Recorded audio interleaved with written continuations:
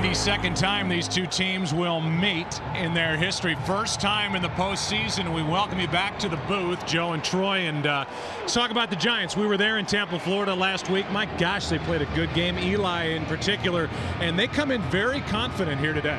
They really do, and Eli Manning, coming off back-to-back games, playing very well. He's had good games here at Texas Stadium.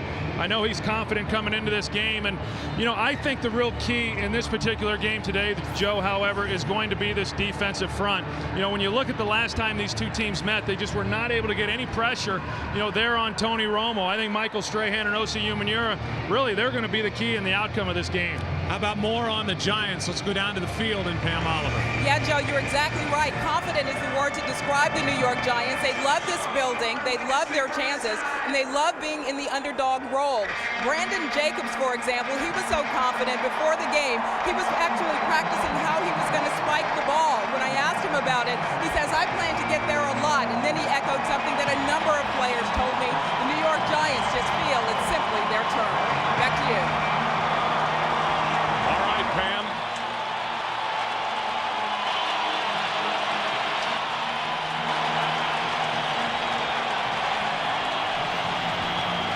Giants will start with a football. And if Eli Manning told us yesterday that it's easy to communicate in this stadium, I don't think he will have ever been tested the way he's about to be tested communicating to his offense when he's out on the field there today. Yeah, I can tell you from experience, Joe, the atmosphere is a little different here at Texas Stadium for a playoff game from what it is in a regular season. Dominic Hickson waiting for it for the Giants from outside his own end zone. Fakes a reverse. Hickson tripped up at the 20, and he falls forward to the 23. Kevin Burnett on the stop.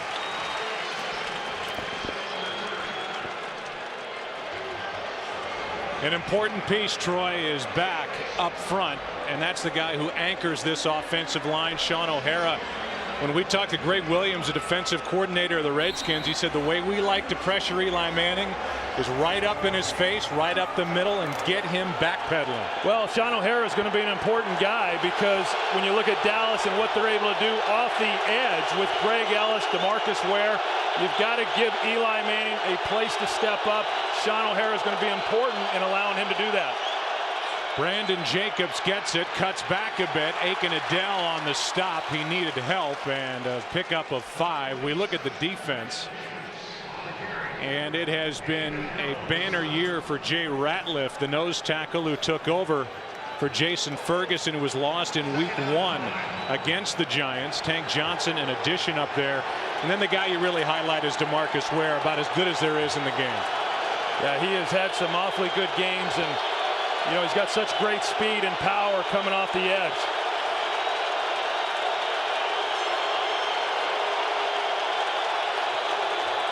Second and 5. Jacobs over the left side with blocking in front of him, has a first down. Wrestled down by Greg Ellis, a gain of 9, so 2 carries for Jacobs, 14 yards to start his day. You think back to last week, Dave Deal, the left tackle, because they were playing there in Tampa, Florida, not accustomed to the humidity that they experienced there, and he had to come out of that game, had some IV bags that were having to, get some fluid into him to keep from cramping. He's going to be important. He did a nice job on that last play, securing the edge, and then allowing Brandon Jacobs to get outside. First down.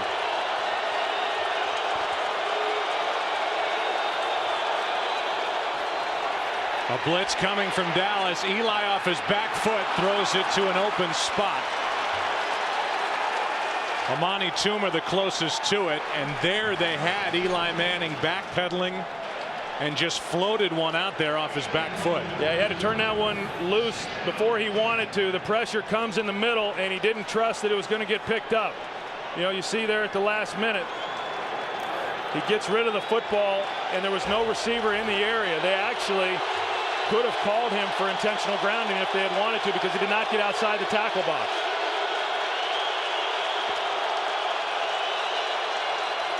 On 2nd and 10, Brandon Jacobs tries the right side, cuts it up.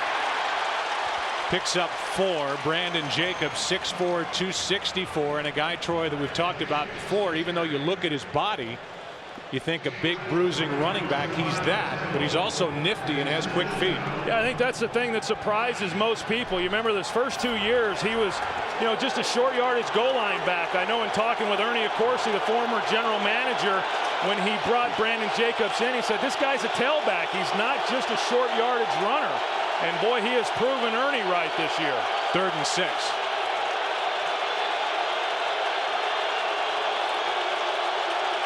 First 3rd down for the Giants. DeMarcus Ware got an early jump. There is a flag on the play. Pass broken up by Reeves for Toomer, but there's a flag down, and it's against Dallas. DeMarcus Ware came across too early.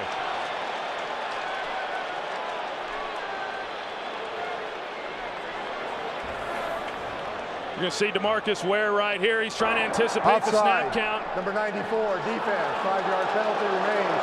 3rd down. Now, I'll tell you, Joe, from that angle, it looked like he was actually moving in sequence with when the ball was snapped. But, you can tell he's in there looking at the ball. And because the stadium is as loud as what it is right now, Eli Manning, when he's in shotgun formation, is going to go silent count. And they're anticipating the snap just like the offensive linemen are. When you go to the silent count, the offensive line no longer has the advantage of really knowing exactly when the ball is going to go. I would say DeMarcus Ware went up as much as he went forward. And instead of 4th down, it's now 3rd and inches after the 5-yard penalty.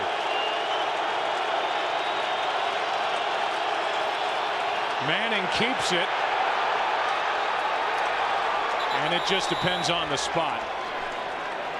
We say that weekend after weekend, but it looked like Manning got forward a couple of inches, then was stood up. Second effort may have picked it up. And it looks with where they marked the football, like by the very nose of the football, he may have gotten enough. But if he did, it's going to be by an inch. Tom Coughlin finally got a playoff victory as head coach of the Giants. 1st down.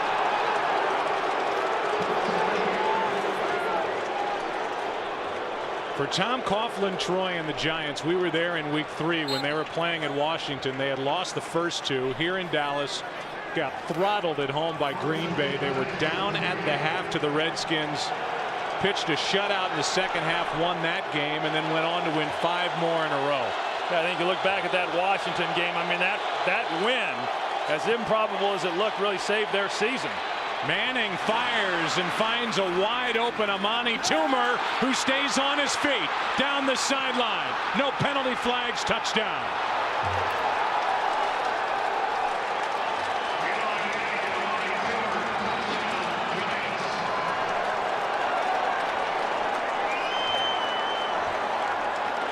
You can go back to the offside call on Ware, which kept the drive alive, and then Toomer did the rest. And it was a good route right there by Amani Toomer. You could see Anthony Henry was in coverage on him. He thought Toomer was actually going to go to the post, and all Toomer was running was about a 12-yard curl there. Just a good route on his part, but then just poor tackling right here. I mean, you see opportunities there to get him to the ground, and they're just not able to do that. First it was Ellis, then it was Anthony Henry. Both missed.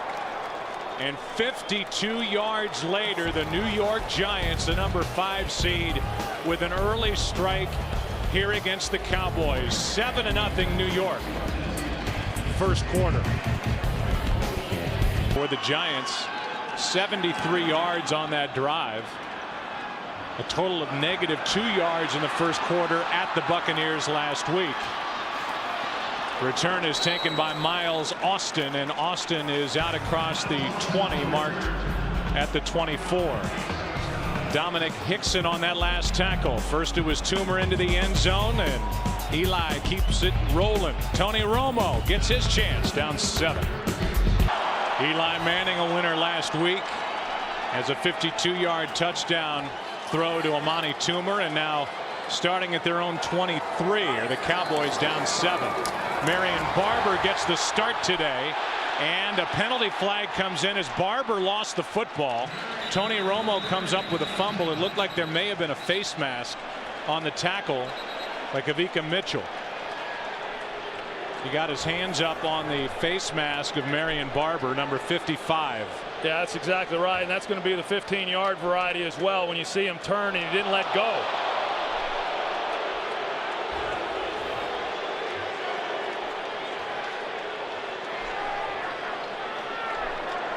Personal foul, face mask, number 55, defense, 15-yard penalty, automatic, first down.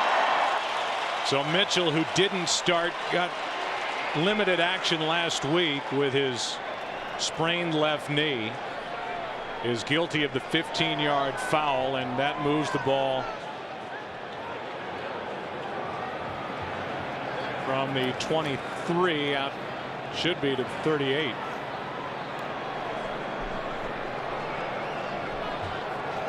And you look at the backs and receivers. How about the start today from Marion Barber? Odd that they would pick today to make him start for the first time. Well, it is, considering that he has not started all season, as you said, Joe. But you know, this is a running game that has been struggling here over the last 3 weeks, and you know, they want to inject a little life into this offense. And we all know that when Marion Barber gets in the game, you know, he just brings some excitement, some enthusiasm to this team. And they said, hey, let's start the game off with that and see if we can't put our playmakers on the field right from the beginning. These guys are having a tough time figuring out where to put the ball down. Should be right there where Pete Morelli is pointing at the 38. Now they move it out across the 40, so they'll tack it on from the spot where Barber was fouled on that face mask, and they move it out to the 43. How about that? 2008 postseason, the teams that have scored first are 1-6. Giants show the blitz early and still come. First throw is through the hands of Terrell Owens. Owens had a franchise record 15 touchdowns during the regular season. He's an all-pro, 81 catches, over 1,300 yards, fifth best total in the NFL despite missing over a game and a half after that injury at Carolina. Well, he's such a big weapon, as we all know, for this team, and if he's not able to influence this defense, whether it's by him being able to make plays or by him attracting double coverage, it profoundly changes the dynamic and the look of this offensive unit for Dallas. Marion Barber tries the left side. Giants defense strings it out. Barber gets back to the line of scrimmage. That's it. And say again what you said a moment ago. Up front, this defense for the Giants is as good as it gets, and if they can get pressure with that front four, what a difference that makes. Well, here's a defensive front that, or a defensive unit anyway, that led the National Football League with 53 sacks, and yet you go back to the games against Dallas and they only had 1 sack in each of those games. You look more specifically at the game in November, and besides the 1 sack, Tony Romo only hit the ground 1 time. And I think they've got to approach this like they did last week against Tampa Bay. They've got to be able to knock him around and get him out of rhythm if they're going to have any success. A blitz from the Giants. This ball comes fluttering out, and the pass is incomplete. So they do bring a blitz. They get extra pressure, and Steve Spagnuolo dials one up on 3rd and 10. And it's a 3-and-out for this Dallas offense after the penalty. Well, you look at the blitz right there off the slot. This is something that the Giants like to do. They show blitz one side, and they like to bring it the other way. This time they brought Michael Johnson, 43, the safety, to the offense's left, and then they bring Aaron Ross, the slot defender, to his right. They're going to generate pressure any way that they feel they need to do it. Low snap. McBriar gets it, hits it. It's a good punt. McQuarters will haul it in around the 10. So the Giants have the ball, a 7-point lead. 47-yard punt by McBriar. Eli Manning back to work. Jason Garrett, the celebrated offensive coordinator for the Cowboys, trying to figure out a way to move the ball, something the Cowboys didn't do their last 3 games of the regular season. Didn't do much with that possession, and now starting from their own 10 are the Giants against the number 9 defense in the NFL, the Cowboys. New York up 7.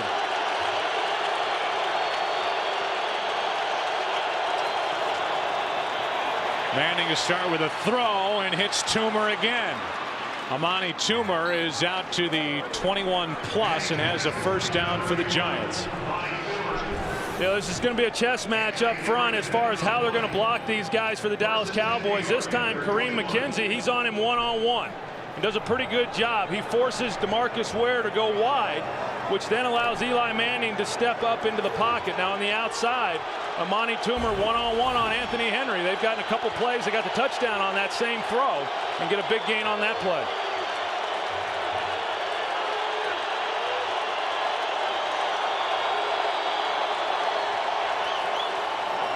Brandon Jacobs to the edge, and a great play by Ware.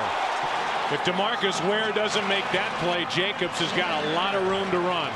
Well, DeMarcus Ware does a good job. This time they put Kevin Boss over on his side, the rookie tight end. He's more receiver than he is blocker, and you can tell why. DeMarcus Ware does a good job of fending him off and not allowing Brandon Jacobs to get outside. Plays it beautifully. Squares up Boss, and then once he sees Jacobs coming his way, he's able to get there and make the play. 2nd and 10.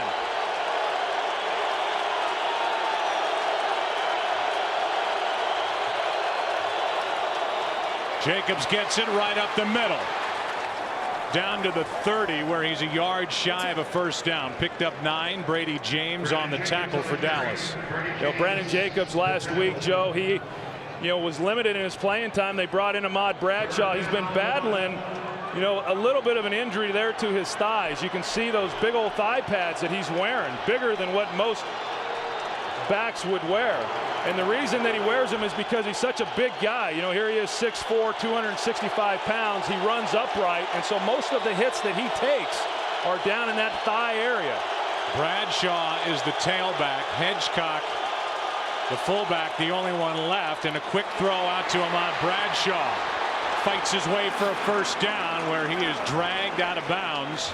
He made the play, ran through the tackle of Roy Williams, and picks up 6. Ahmad Bradshaw, didn't get a chance to watch him play too much. Of course, he's been limited in his playing time, but you can see there, he's not a real big guy. He's pretty shifty. And going back to the last time these two teams played, one of the things they were really able to take advantage of was Jeremy Shockey on Roy Williams, and they'd split him out. Well, today, they're going to do that with Ahmad Bradshaw, as we just saw. They're going to do it with Brandon Jacobs, as they're doing here. And then they'll also do it with the tight end. There's Brandon Jacobs out split now. From the 36, a handoff to Bradshaw, running left. Hops up through the hole and picks up another first down, a gain of 12. That's what I was going to get into as far as Ahmad Bradshaw. Last week, he got his opportunity to show what he could do against Tampa Bay, and he was phenomenal. You watch him here, and he's going to run off tackle, but he's so quick once he sees the hole. He plants his foot, and then he's able to get going north and south. That's not unusual for a guy his size. You're talking about a player that's only 5'9", but he has unbelievable power and strength. He did not get a carry against the Dallas Cowboys in either one of the first 2 games, so the Cowboys, this is their first chance to see what this little guy's all about. Play action from Manning on first down, airs it out. Plexico Burress is overthrown. Burress in the 2 games against the Cowboys has 12 catches, 168 yards, with 3 touchdowns, but most of that damage coming in the season opening game here in Dallas. Yeah, you see here, they had a chance, Joe, down to the corner. Eli Manning knew that he had one if he was able to just put it on him. We all know that Plexico Burress has been playing with a torn ligament in his ankle. He's not able to practice all that much. Would a healthy Plexico Burress have been able to run that one down? Hard to say. 2nd and 10.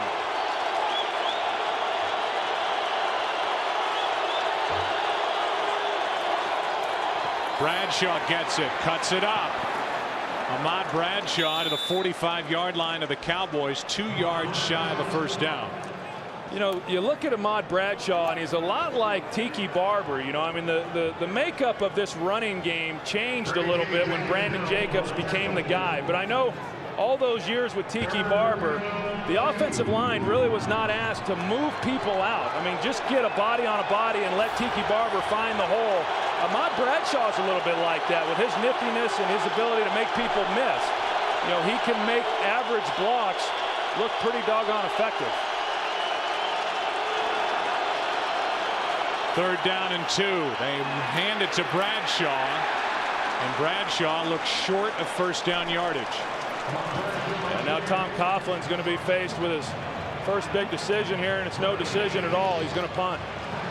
Well, that last quarterback sneak, which led to the touchdown, Eli Manning got the 1st down by inches, then connected with Toomer on a 52-yard touchdown throw and run, and now Fiegels comes on. This is his strong suit. Jeff Fiegels is the best ever at this particular skill, downing the ball inside the 20. Patrick Creighton is waiting for it. Fiegels does not want Creighton to touch it.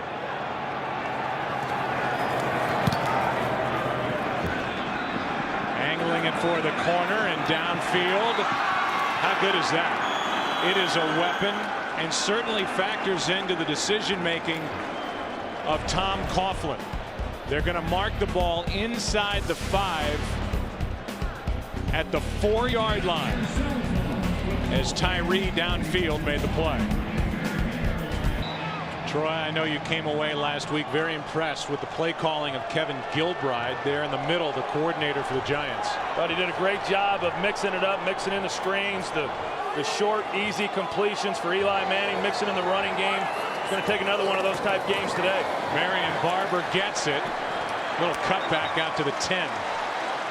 6-yard run by Marion Barber, and Barry Cofield was in on the stop. Pierce was in there as well. So now you've got the Dallas offense. First 13 games, they were 2nd in the league to the machine up in New England, averaging just under 33 points per game. The last 3, 32 total points. The throw to the sideline, well done. Beautifully timed into the back shoulder of Terrell Owens. Good for 13 and a 1st down. Tell you what, and they're singling him up too. Corey Webster, who did such a nice job last week against Joey Galloway. He's one-on-one with Terrell Owens, and you know, they run that back shoulder fade that we see so much of. I mean, Terrell Owens, until he proves otherwise, you have to respect his speed. And you come into the game, even though he's got the high ankle sprain, assuming that he's going to be able to run. And so Corey Webster has to respect that.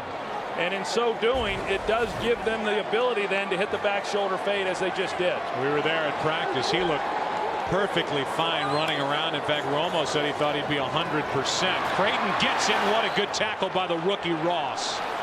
A loss of 3 on the play as Aaron Ross, who's from Tyler, Texas, came up to make the stop. Yeah, and this young guy has had a heck of a rookie season. I mean, he's able to get by Fasano there and then tackle Patrick Creighton. Just a good job in the open field. I mean, he's just one of many rookies who have had an impact for this Giants team. I mean, you think back to last week, Ahmad Bradshaw, you know, Steve Smith, and you know, and then him, of course, on the defensive side, Kevin Boss there at tight end.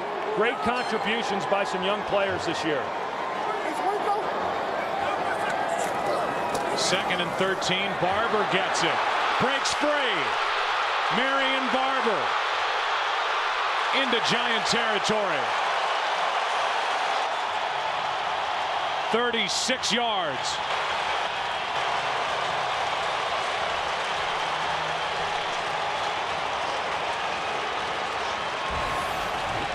Well, you can see this crowd. I mean, here he is. He's going to come through here, and then he's going to cut back. And, you know, I mean, this is the things that he's capable of doing. He can dart, dash, make people miss. He does not have breakaway speed. If this had been Julius Jones out in the open field, he probably scores. That's the only thing that Marion Barber lacks. He certainly does not lack toughness. Does a great job. It's Barber's 9th carry this season of 20 or more yards. 36 to be exact, and wide open is Creighton down inside the 30. You know, the one thing that Romo told us, Terrell Owens is one thing. The better news for him was that Terry Glenn was back and running well, and now you've got the full complement of playmakers for Tony Romo, and he uses Creighton here. Yeah, and Kavika Mitchell is in coverage, and he's just watching the quarterback, Joe, rather than watching the wide receiver in who he should be covering. You know, these linebackers have been exposed at various times this year. Marion Barber picks up 11. Butler on the stop. And the Cowboys are gaining traction. Well, it's just such a big, powerful offensive line, and you know, they mash people. It's not like what they have in a lot of places. You know, I mean, this is a big physical group, and once they get a defensive front moving, and you got Marion Barber running with it behind them, you know, good things generally are going to happen. Cowboys running a hurry up now with a first down just shy of the 19-yard line.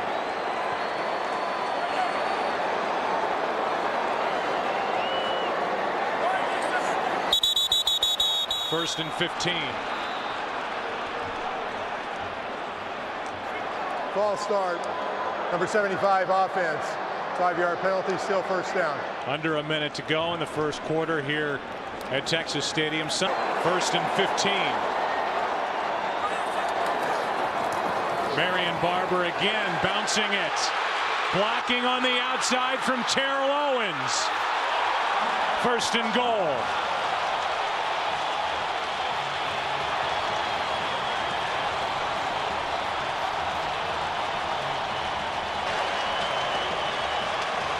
Well, I'll tell you, Joe, Fred Robbins inside for New York does a great job of getting pressure. I mean, he comes off the ball and he motors everybody in the backfield, but because of that, Marion Barber has to bounce it to the outside, and then there was no containment. Jabril Wilson was the guy who has to be there to turn that play back inside. And then great blocking by Terrell Owens downfield to set up first and goal.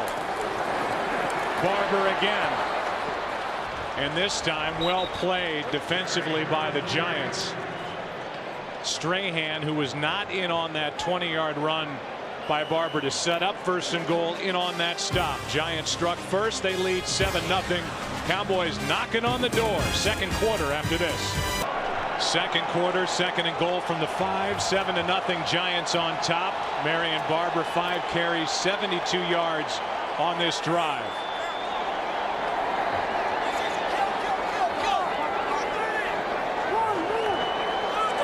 Cowboys spread him out. Throw for the corner. T.O. Touchdown.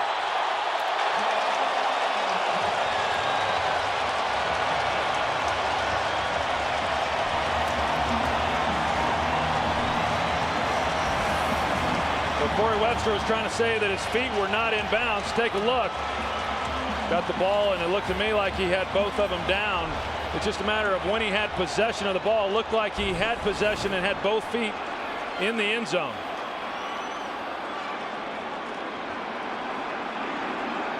No challenge flag yet from Coughlin.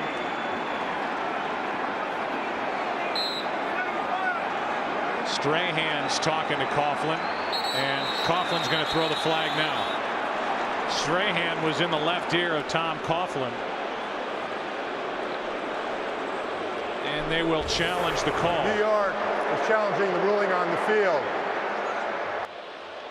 He has it there, and then both feet are down. I think this is going to be a pretty easy one to call. I agree. Has it, left, right, little tap, tap. But a challenge right out of the sock and onto the field. Challenged by the Giants. After reviewing the play, the ruling on the field stands. Touchdown. The receiver had control of 2 feet down. Will be charged a timeout and a challenge. High left ankle sprain or not, it is obvious by now that Terrell Owens is much more than a decoy. He is back and feeling good. Yeah, and the Giants expected that coming in, and they wanted to get physical with him at the line of scrimmage, and Corey Webster tried on that last play, which is why Terrell was as open as he was. Terrell Owens had a big hand setting up the touchdown as well, blocking for Marion Barber. The catch, tap, tap, TD for T.O. A souvenir for that kid, and Strahan Nah, whatever. 7-7.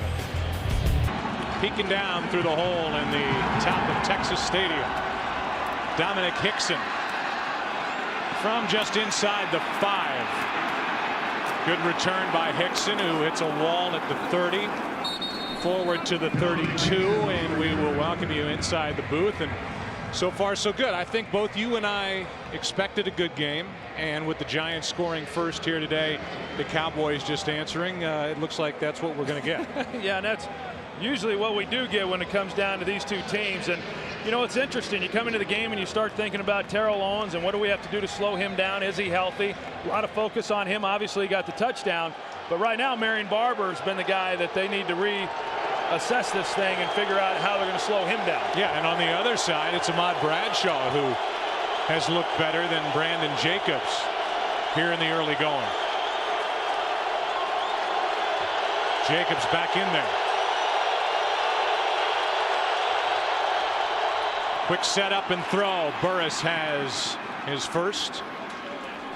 Picks up 5. Anthony Henry out there defending, and if you ask Eli Manning, he'll tell you that Anthony Henry really has given Plexico Burris more trouble, even dating back to their time in the AFC when Henry was with Cleveland and Burris with the Steelers, as opposed to Newman, who's really considered one of the few shutdown corners in the league. Yeah, Terrence Newman, a Pro Bowl player this year, and I think that in this game, Joe, Anthony Henry, you know, he tends to play the bigger receivers a lot better. Obviously, Plexico Burris, one of the biggest receivers in the NFL. 2nd and 5, and Brandon Jacobs can't get around Spencer. The rookie and the first-round pick out of Purdue made that play, no gain. 3rd and 5 coming up. Well, pretty good job by the defensive ends up front too. You know, as far as the linebackers, obviously in the 3-4 are the ones that are going to get all the attention, and they're the guys who have to be the playmakers when you run that type of scheme. But in run defense, you need guys like Marcus Spears, who was able to hold ground on that last play.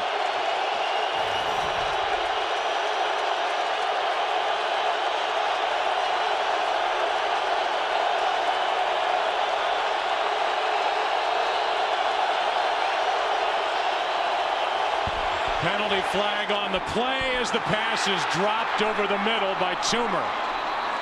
It's an incomplete pass, but it looked like the Cowboys may have come across early. We'll see if they were drawn off. If this one is against Dallas, it's a 5-yard penalty. It was 3rd and 5. Offside, number 98 defense. 5-yard penalty result of the penalty result. The first down. Really looked, Troy, like Ellis was trying to time the play by the play clock because it was about at 0. Yeah, and because of where the play clock is, I mean, you can tell when the ball has to be snapped because of that, and that's why they're trying to get the jump and feel that they're capable of. I mean, we see Eli run the play clock down a lot of times, right down to 1 just before it hits 0. That gives an advantage to the defensive front. That's 2 of those against the Dallas defense. First one against Ware. This one, Ellis. Pressure on Manning. Steps up. Tripped up from behind by Aiken Adele. A gain of 2, however, so no sack. Well, I mean, it didn't look real good, but at least he avoided the sack. I mean, you're going to see Brandon Jacobs. They bring the linebackers on a twist, and Aiken Adele looked like he tackled him right there. And then Eli Manning, not realizing that Aiken Adele was chasing him from behind, you know, really kind of fortunate that Adele had to go low. He might have been able to strip the ball from Eli's hand.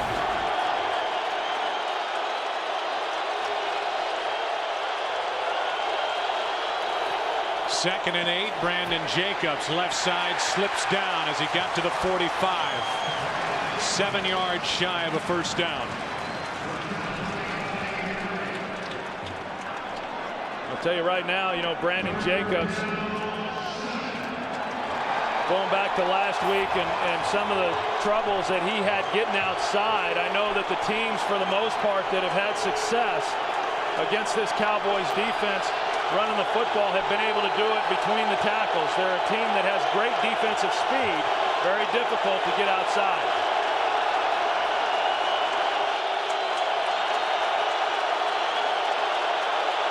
3rd down and 7.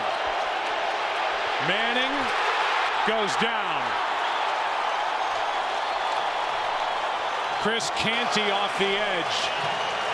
The right defensive end made the play. It's 4th and 17. It was a 4-man rush. I mean, and they're able to get pressure. They got 2 guys there, Brandon Jacobs as well as Deal. And then Seibert's able to get involved as well, and yet they're still not able to make the block to keep them from getting to Eli Manning. Cowboys went into more of a 4-3 there with DeMarcus Ware with his hand on the ground. And a sack brings Fiegels out. Hits a good one. Drives it out of bounds. And they will mark it inside the 20 at the 19, but a penalty flag is down. For now, the ball's on the 19-yard line.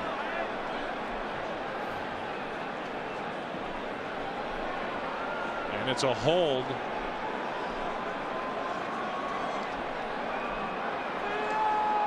The penalty flag is way on the far side of the field, just outside the 20.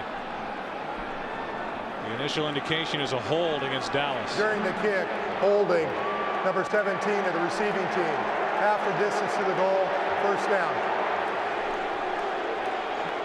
Well, that's Sam Hurd. Eli Manning now back to the sideline as Tony Romo heads to the field in a 7-7 game. The writer's strike is denying us all of the start of 24, so enjoy it. Antonio Pierce, Romo, and then the 2 coordinators, Jason Garrett, Steve Spagnuolo.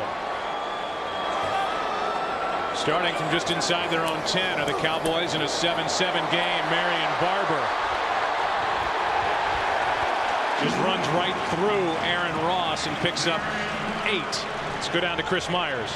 Joe, the legend of the quick healer Terrell Owens continues. 16 to 18 hours a day. He worked with a medical entourage. His coach said he had specialists I never even heard of for this high ankle sprain. I talked to T.O. in the tunnel just before he ran out.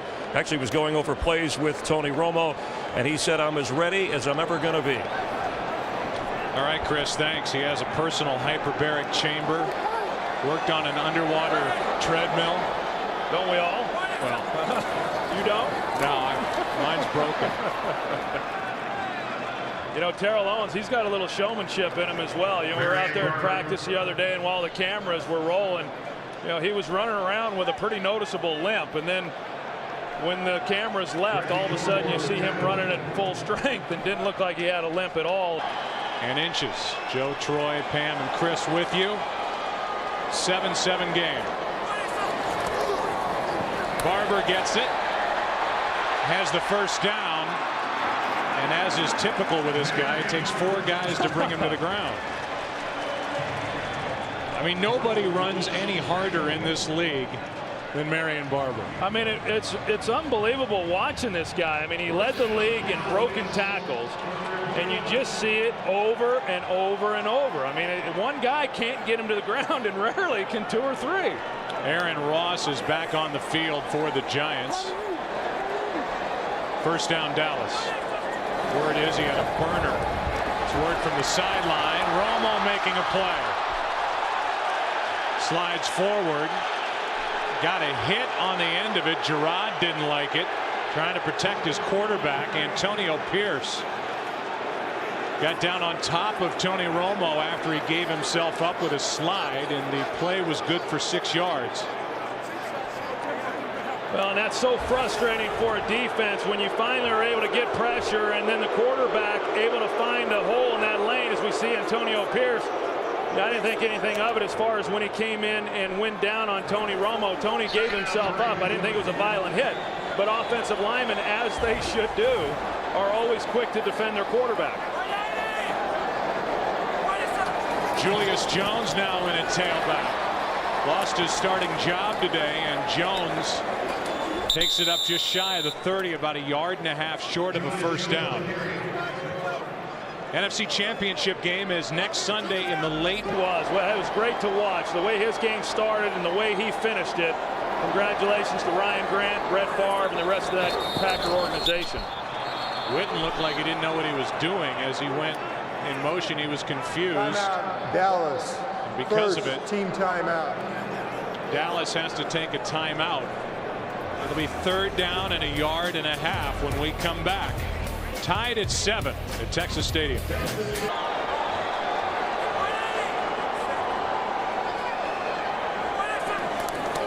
Barber back in there. He carries it and he plows forward to the 35-yard line. Ran right over Antonio Pierce. Oh my gosh, I mean, he just gored him right in the chest. I mean, you got to know if you're going to try to bring this guy to the ground, you better lower your hips and be ready to pack a punch. I mean, here comes Marion Barber. And Marion Barber just got lower than Antonio Pierce. And whenever that happens, the guy that's slower is usually going to win that battle. Second drive for the Cowboys that started inside their own 10. On this drive, 6 runs. Romo has not thrown the ball yet. That's about to change as he drops it off to Barber a little short. Pierce was out there anyway for the Giants as Dallas tried to set up a screen. I think Pierce wanted another shot at Marion Barber. You know, they ran the screen and Pierce, he read it all the way, and had Barber have caught it and been standing up, I think there would have been some retaliation there. Look at the day already for Marion Barber, 93 yards, and they have been limited, Dallas has, with what they've asked Romo to do throwing it.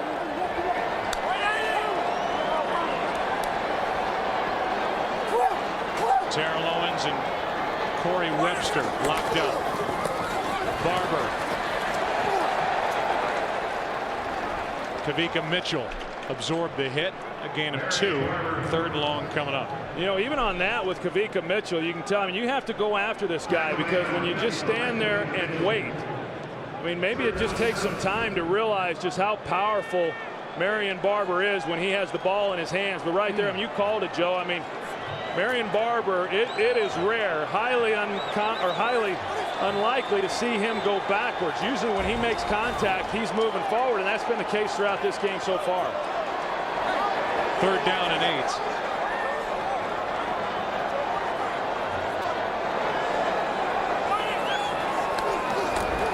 Quick throw to Glenn, makes a move, has a 1st down.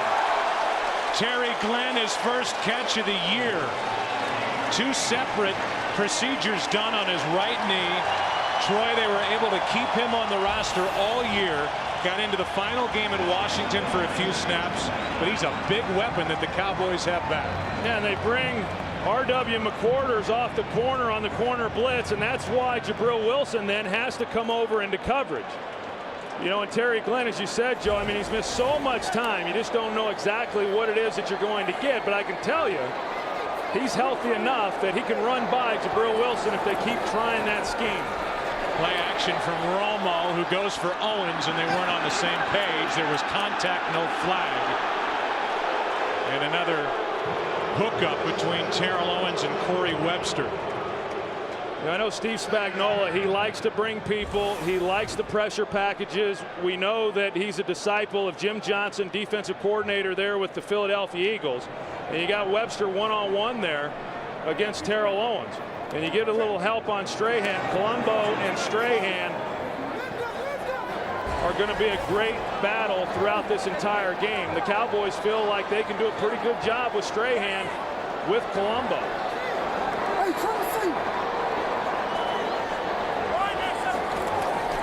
2nd and 10, a handoff to Barber.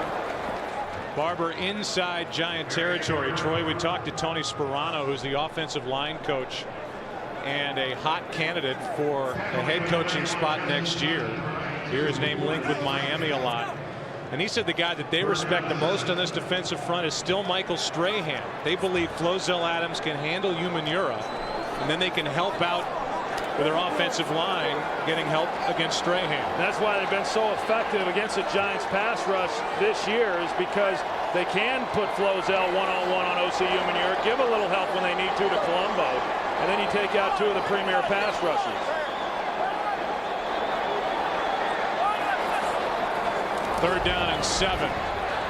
Romo throws on the run and finds Terrell Owens 1st down.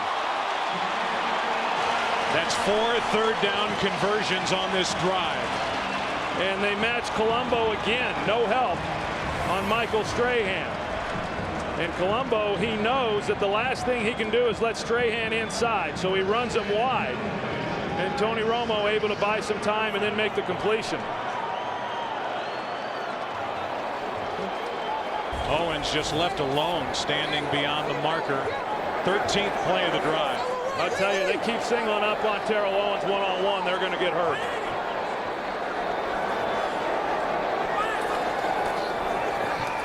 Play action from Romo. Cowboys start to open it up. The receiver had fallen down. That was Glenn, and Webster had an interception land right in his lap, and he dropped it. And this was the thing that Tony Romo was most concerned about, throwing the breaking routes, because Terry Glenn has not been able to get in and out of them very effectively. He falls down, and then Corey Webster, you're never going to get an easier interception than this right here. Hits him right in the chest, and he's not able to make a play. I mean, surprised him, sure, but that's a ball you got to catch. Tom Coughlin telling us that Webster has great hands. Really? That's what he said. 2nd and 10. Barber. Good play by Kavika Mitchell.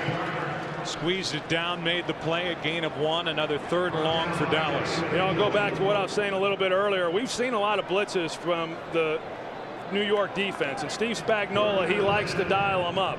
You got to be careful, though. Every time you bring pressure, you're exposing an element of your secondary, and if they don't get home and they don't get pressure on Tony Romo, then you're vulnerable to some awfully big plays, and that's what got this Giants team beat. The first 2 games against the Cowboys was giving up too many big plays. We're right on the outside edge of field goal range for Nick Folk right now. Mitchell came on a blitz. Romo over the middle. T.O. 5 for 5 on 3rd down on this drive.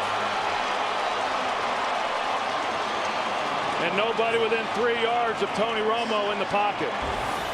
You know, this is what we saw the last time these 2 teams played. They bring Kavika Mitchell off the edge, and Marion Barber does a great job of blocking him, and nobody else even gets close. Good strong throw from Tony Romo. Hit Terrell Owens in stride, and he just sits down with a 1st down at the 17.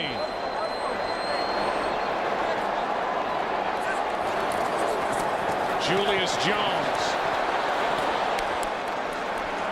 And like we've seen so many successful teams exhibit over the last couple of years, a good 2-headed approach at running back for the Dallas Cowboys. It's been a lot of Marion Barber, and now Julius Jones gets mixed in. It's 2nd and 6 after he got 4. Yeah, I mean, you look at this drive by the Dallas Cowboys. This is a drive that began on their own 10-yard line. They've methodically moved the ball down the field. I mean, these are the types of drives that just demoralize a defensive unit. I mean, the last thing you're expecting when you pin a team deep like they were able to with Dallas is that they're going to drive all the way down the field and potentially come away with a touchdown. 2-minute warning at Texas Stadium. 2nd down and 6 for Dallas when we come back. The ball at the 13-yard line. We're tied at 7. 2nd down for Dallas. 2nd and 6.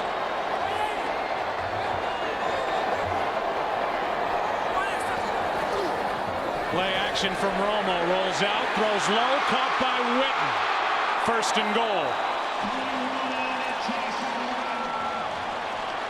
Jason Witten good for 11 yards as they finally get the ball to their big playmaking tight end. Yeah, and you're going to see James Butler. He's right here, and he completely misses Jason Witten. And the reason is that he was looking into the backfield. He sees the play action there to Marion Barber. He bites on it, and then he's not out there playing the flat, which is where Witten was going.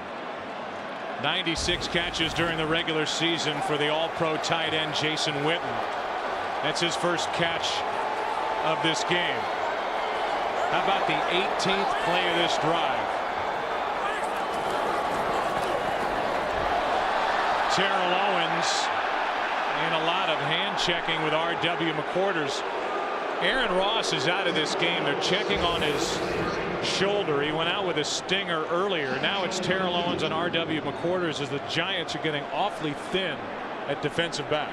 And you can see there they're trying to get physical with Terrell Owens, and that's kind of the game plan coming into this thing. But as you said, Joe, I mean, now that they're so thin in the secondary, it becomes hard to match up against these guys, but they may not be left with any alternative. Second and goal. Barber to about the 1. Third down and goal. This is a Dallas offense that was #1 in the NFL in plays of 20 or more yards, but this has been more like the Giants were last week, dinking and dunking. It's going to be at least a 20-play drive here down the field. A drive that started inches inside their own 10. It's third and goal. I think the thought coming into this game for the Giants was that if they kept from giving up big plays, that Dallas would get frustrated, and that they would start trying to force things down the field. That hasn't happened. Dallas has been able to take what they've been given, and they've moved it all the way down here. Now Corey Webster, he had the opportunity for the interception and then just failed to make the play. So far, Dallas, they have converted 5 third downs on this drive. 20th play coming up after the Cowboys spend their second timeout. From just inside the 1. Barber. No signal yet. Touchdown.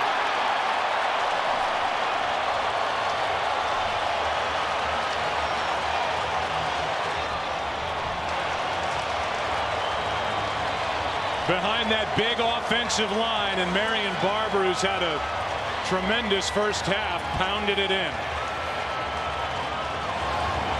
What a game he's having. I mean, you get an opportunity inside the 1-yard line, get a little bit of movement, and then just let him hit it and see if he can't get across the goal line, which is what he was able to do behind Andre Gerard, Leonard Davis. It's a heck of a drive right there by the Dallas Cowboys. They're going to look at it in a booth review with 53 seconds left in the half. That first look, you couldn't even see him dive down underneath all those big bodies behind Oliver Hoyt, his fullback. Got hit in the hole and then looked like he crossed the goal line. Yeah, it looks like his waist is even on the goal line. Kavika Mitchell trying to make a play to hold him up, but yeah, clearly in the end zone. Obviously, the only question then becomes, did a knee hit down before he broke the plane? It didn't look like it, but the booth called down and they want to take another look at it just to make sure. Let's take a look at the knees now, because clearly he broke the plane. There's the left knee.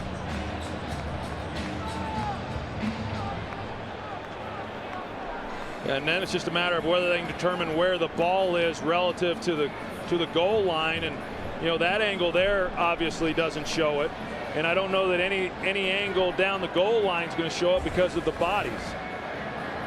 So again, it has to be conclusive evidence to overturn the call on the field, which is touchdown.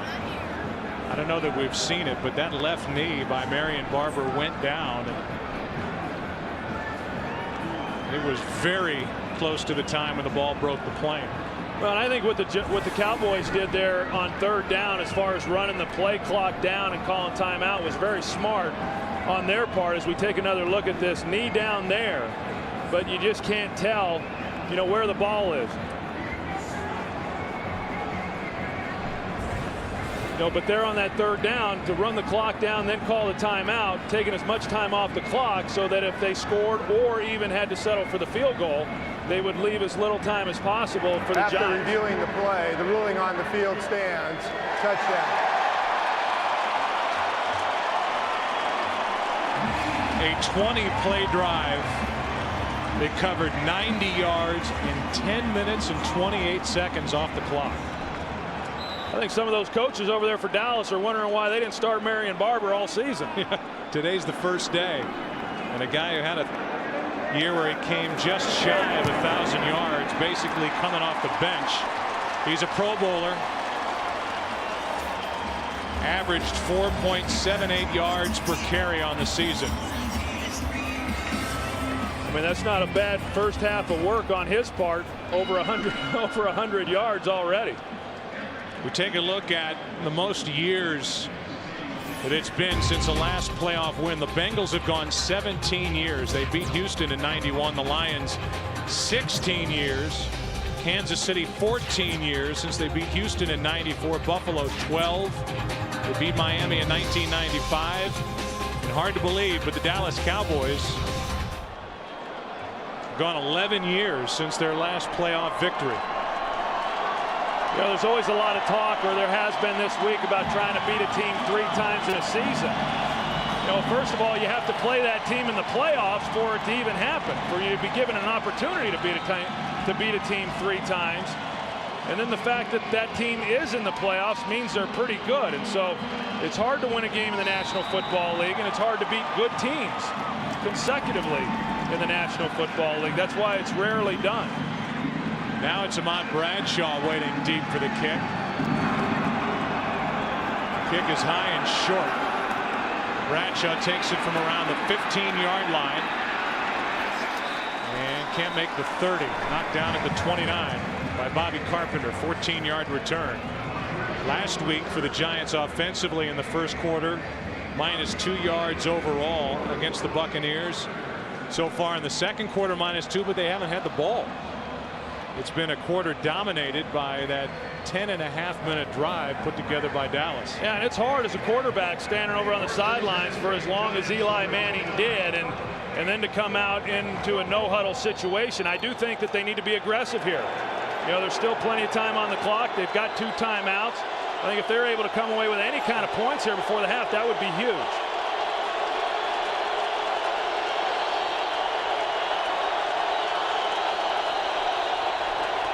Four-man rush, and that ball may have been tipped coming out. It came out funny in the direction of Amani Toomer. 2nd and 10. Yeah, I'm not sure it was, Joe. It looked like he just pulled it right in the ground. I mean, pretty good protection, you know, in the pocket, had a good look at it, and just made a poor throw. 42 seconds left. As Troy said, 2 timeouts remaining for the Giants, who are down by 7.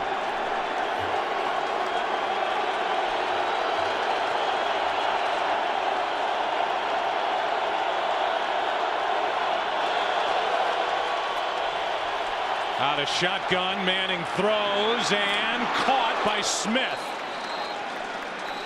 Coverage by Williams and Reeves. Reeves on the stop and the hit, and Steve Smith hung on, a gain of 22. Boy, what a catch there, knowing you're going to have to go up on the sideline and make a play and, you know, keep the ball and not lose it. That's just a nice job on his part. I mean, this young guy, Steve Smith, he missed so many games because of injury and had a nice impact on the game last week. You see there, he's outstretched, knowing he's going to take a hit as soon as he comes down. Just good concentration on his part. Eli took a hit after he let it go, and then had to spend the second time out of the half by the Giants after the completion to Smith. Yeah, that's the one thing. The Giants feel like they can get some plays down the field, but to do that, you've got to have protection so that he can hold the ball. So far, they've harassed him pretty good.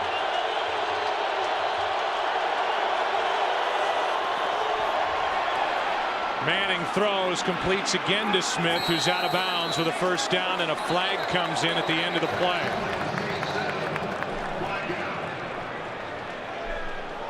May have been a face mask on the tackle.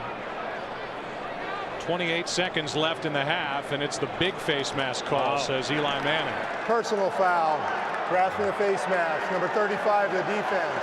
15-yard penalty, automatic first down. So that's Jock Reeves, and here are the Giants moving the ball down the field, and a big part of it, 15 yards, because of that grab and twist by Jock Reeves. Yeah, as soon as you see the head turn like that, it's going to be 15 yards. And, you know, Steve Smith playing like a veteran right there, knowing exactly what the situation is, knowing that they want to try to preserve this last time out. Catches the ball, heads to the sideline.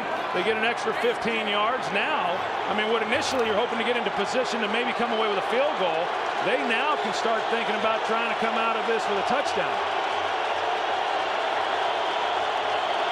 That was the 5th Dallas penalty of the half.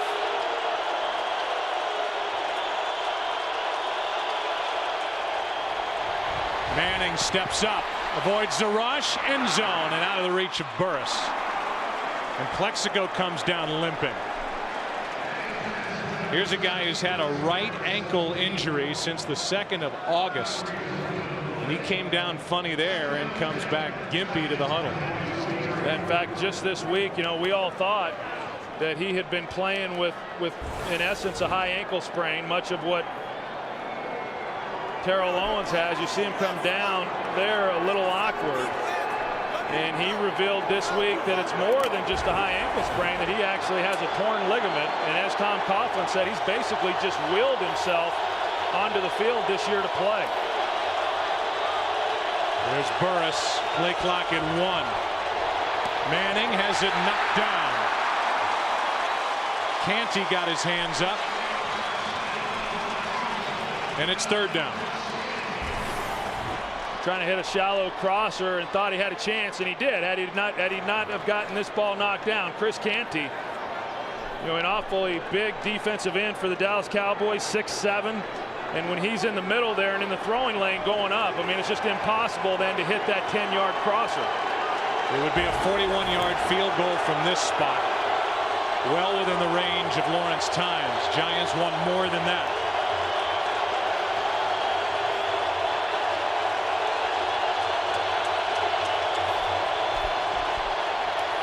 Manning with time, throws and completes to Boss.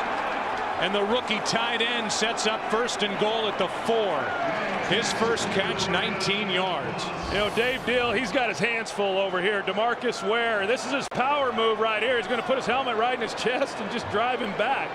But not before Eli Manning's able to get the ball out, and a good route by Boss. I mean, this guy had big shoes to fill when he came in and took the place of the injured Jeremy Shockey.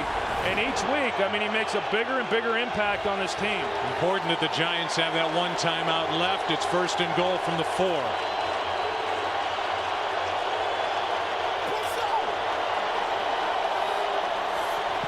Manning over the middle. Toomer, touchdown, New York. What a drive put together by Manning, and a fight breaks out between Brandon Jacobs and Roy Williams. I tell you what, neither of these teams like each other too much. But I tell you, Joe, that was a great drive right there by the New York Giants, being able to make some plays. 48 seconds on the clock when they got the ball. 2 timeouts. To be able to come away with a touchdown, as I said, you're hoping just for a field goal at that time, but to be able to come out of this with a touchdown and then tie the score if they make this extra point, that was big. Toomer with 7 catches last week, 74 yards and a touchdown against the Buccaneers, and he has come up big again here today. We're tied at 14 with 7 seconds left in the half. For Amani Toomer, his 31st career postseason catch. That is a new Giant record, and it ties the game. Toomer's the guy that Eli Manning just has absolute trust and confidence in. When you talk to Eli and he says, hey, I know where he's going to be. I trust him. He's dependable. He's tough. You know, he went through a period there where he was dropping some balls, but, you know, wow, what a game he had last week and what a game he's had here in this first half. 7th career postseason touchdown for Amani Toomer.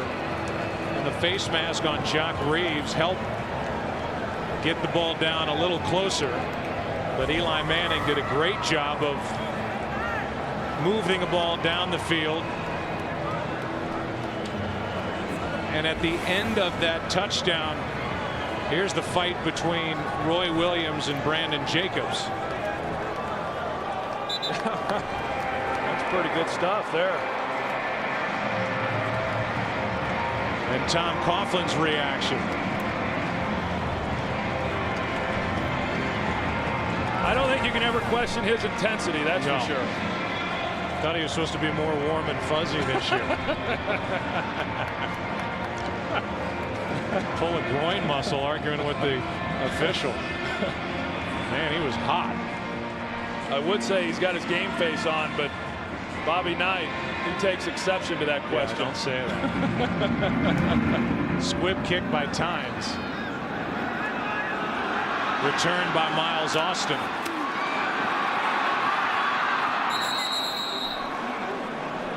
And there is 1 second left on the clock. 29-yard return. Blackburn on the stop, and we are 14-14 at the half. Manning, Romo, Giants, Cowboys. This battle within the NFC East. Winner goes to the NFC Championship game. Visa halftime show coming up. Tied at 14 after a half. A good one at Texas Stadium.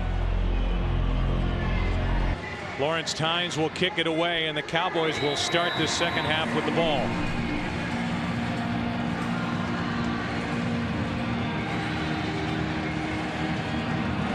Miles Austin, Nathan Jones waiting for the kick.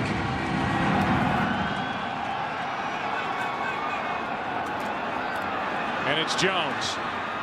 Nathan Jones crosses the 20. Let's go down to the field and check in with Pam Oliver. Well, Joe, Tom Coughlin was one thing on his mind. He said, we have got to stop the run. Didn't even give me a chance to ask the question. He says, we got to do a better job defensively. Marion Barber on his cutbacks is hurting us. Our guys have to stay in their lane and just be disciplined. Bit of good news for the Giants defensively. Cornerback Aaron Ross, he has a sprained shoulder, but they say he will return. Back to you. All right, they need him. Aaron Ross. Aaron Ross is out there at the moment, but after Ross you get to the veteran R.W. McQuarters. After McQuarters, a guy they just picked up off their practice squad, Jeffrey Pope. Dockery and Madison both inactive for this game.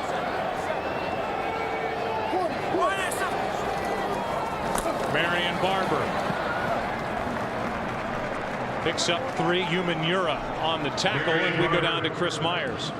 Wade Phillips came out of the locker room shaking his head, Joe, said that the positioning of his defense was good, that the players didn't respond to the play properly in that last drive with the Giants. He did take note and say that because of the thin secondary with the Giants on offense, he expected Tony Romo to be able to make some big plays in the second half.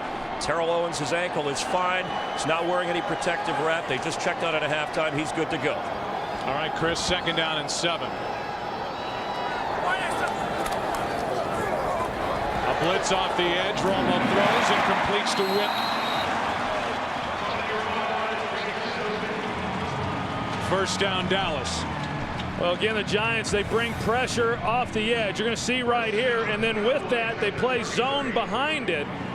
But still, you can see the holes that are afforded. And when you bring pressure, you just have to get home if you're the New York Giants. You cannot allow Jason Witten, Terrell Owens, Patrick Creighton to move around in the secondary when you're exposed because of secondary pressure that's not getting home.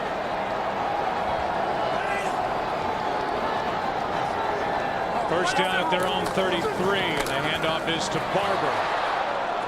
Marion Barber makes the 36. It's worth talking about now, something that's been talked about so much during this past week, what Tony Romo did, where he went, with whom he went during his days off, during the off week. There's no doubt that he assumes a little more risk by going where he went, getting the pictures taken and what have you. But if he has a successful game, and so far so good for Tony Romo, you get the benefits of it. It's almost like a latter-day Broadway Joe. And a guy who fans love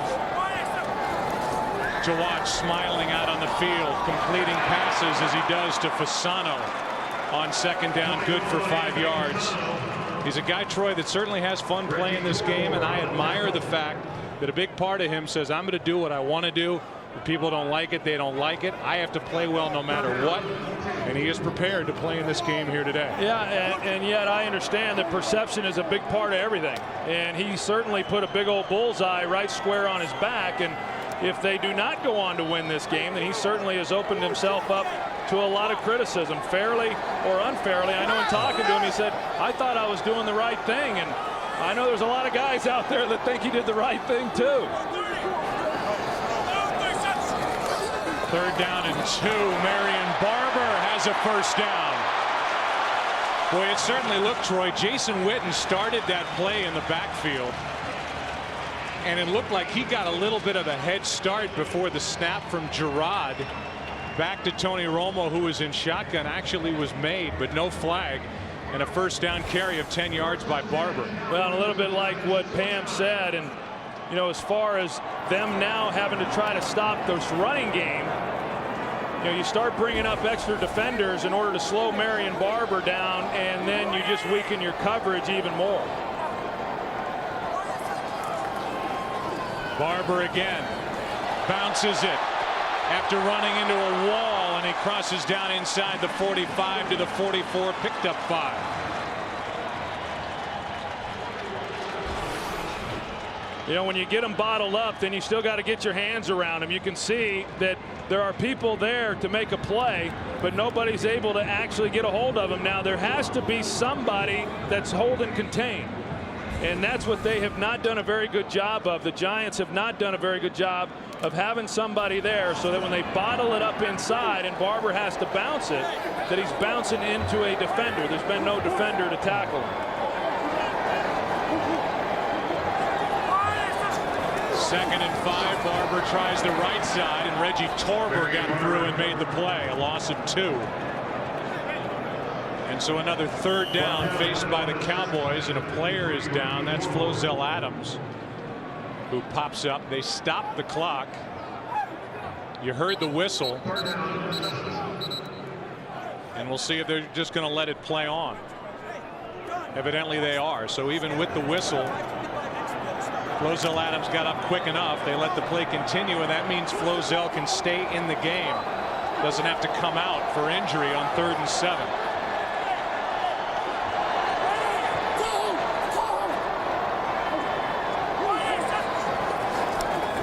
Snap was late again. Romo throws to Glenn. 1st down. Gerard Troy is having a tough time getting the snap back on time, but the officials are letting him play on.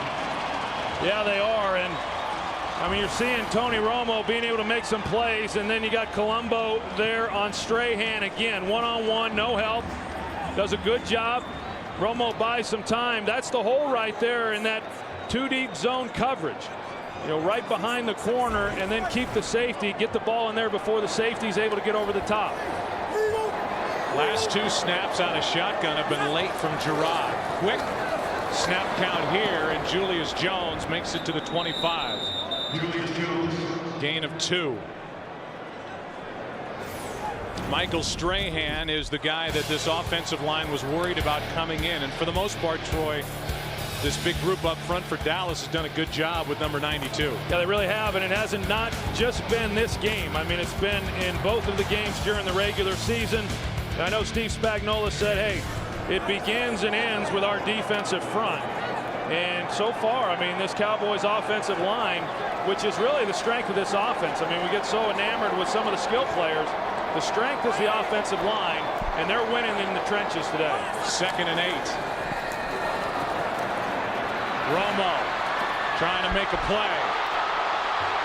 Runs into his own teammate and falls forward for a 1st down, and that's what Tony Romo does. He banged into Kosher, but still kept his feet, picked up 11, and got a 1st down. You know, Tony's not the fastest guy. I mean, there are people there that had a chance to maybe make a play, but you know, there are guys that play in this league that just know how to play the game, and Tony Romo is one of those guys. You know, if you really broke him down and evaluated him, you know, I don't know that he'd really jump out at you in a lot of areas, but then when you put it all together and you watch him play on Sundays, I mean, the guy just knows how to win, and he knows how to play quarterback. Another long drive put together by Dallas. Marion Barber tripped up by Ross. Bad shoulder and all. Ball popped out, but Barber was down, a gain of 3. And boy, Aaron Ross may not be able to continue. Marion Barber just ran through him, and that's a huge loss for this Giants secondary. There's no question, and it's hard to imagine that in light of what he's been through already up to this point in the game, that he's going to be able to come back and play again. So he made the play, but came sprinting over to the sideline in pain. 2nd and 7.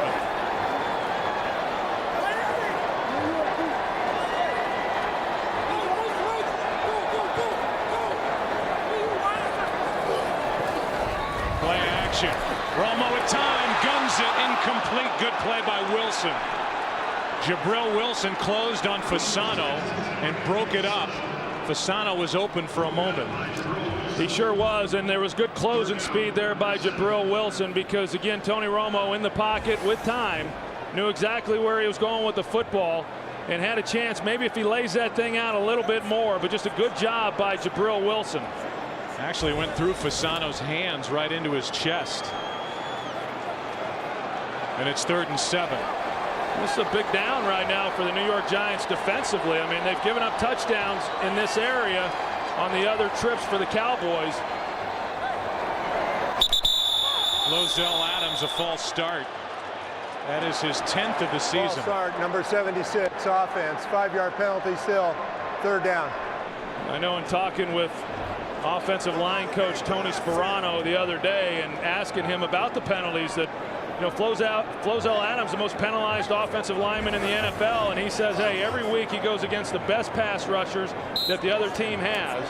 That, I would never say this to the head coach, but I'm okay with 1 or 2 of those if he continues to block the way that he has. And we haven't talked a lot about O.C. Umenyiora today, and Flozell Adams is a big reason why. 8 for 9 on 3rd down today. It's 3rd and 12.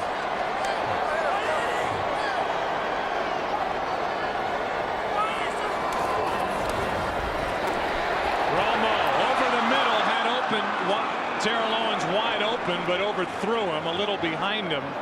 It's 4th down. The field goal unit. Nick Folk, the rookie, will come on and try and break this tie.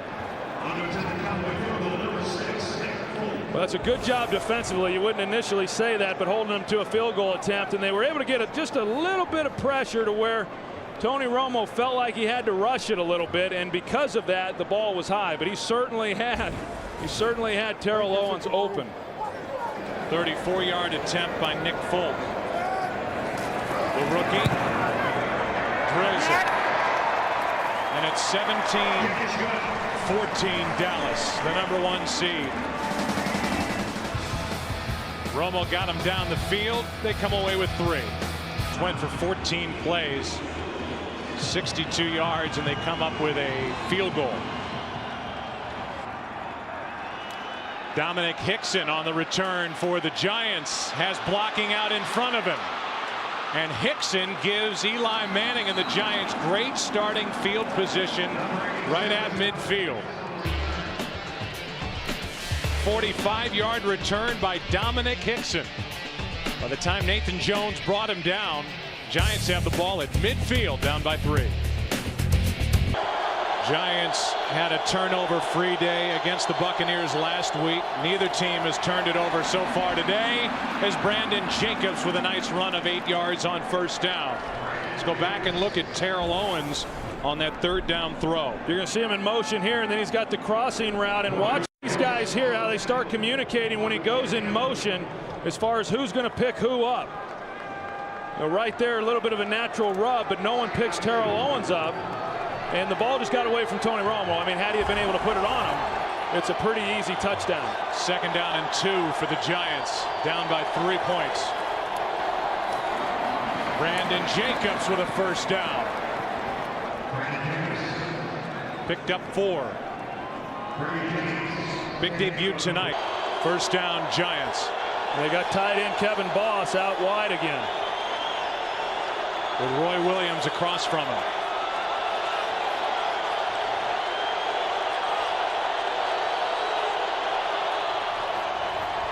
Manning, DeMarcus Ware.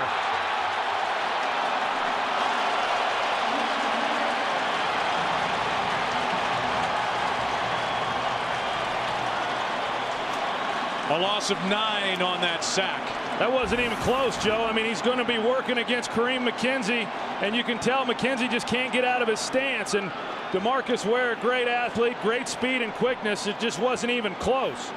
They put the tight end there trying to get DeMarcus Ware to line up a little bit wider, which then would afford McKenzie a little bit more time to get into a position to make the block. But it wasn't even a contest. 2nd Cowboys sack of the day.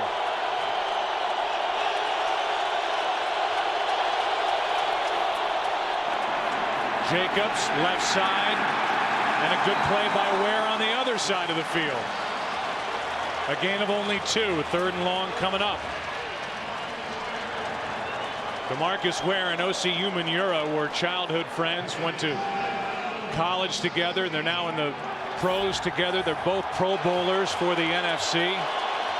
And DeMarcus Ware has had a good series here defensively for Dallas. 3rd and 17. Well, it's been a great job right here by the Cowboys defense, considering that kickoff return and where this drive started.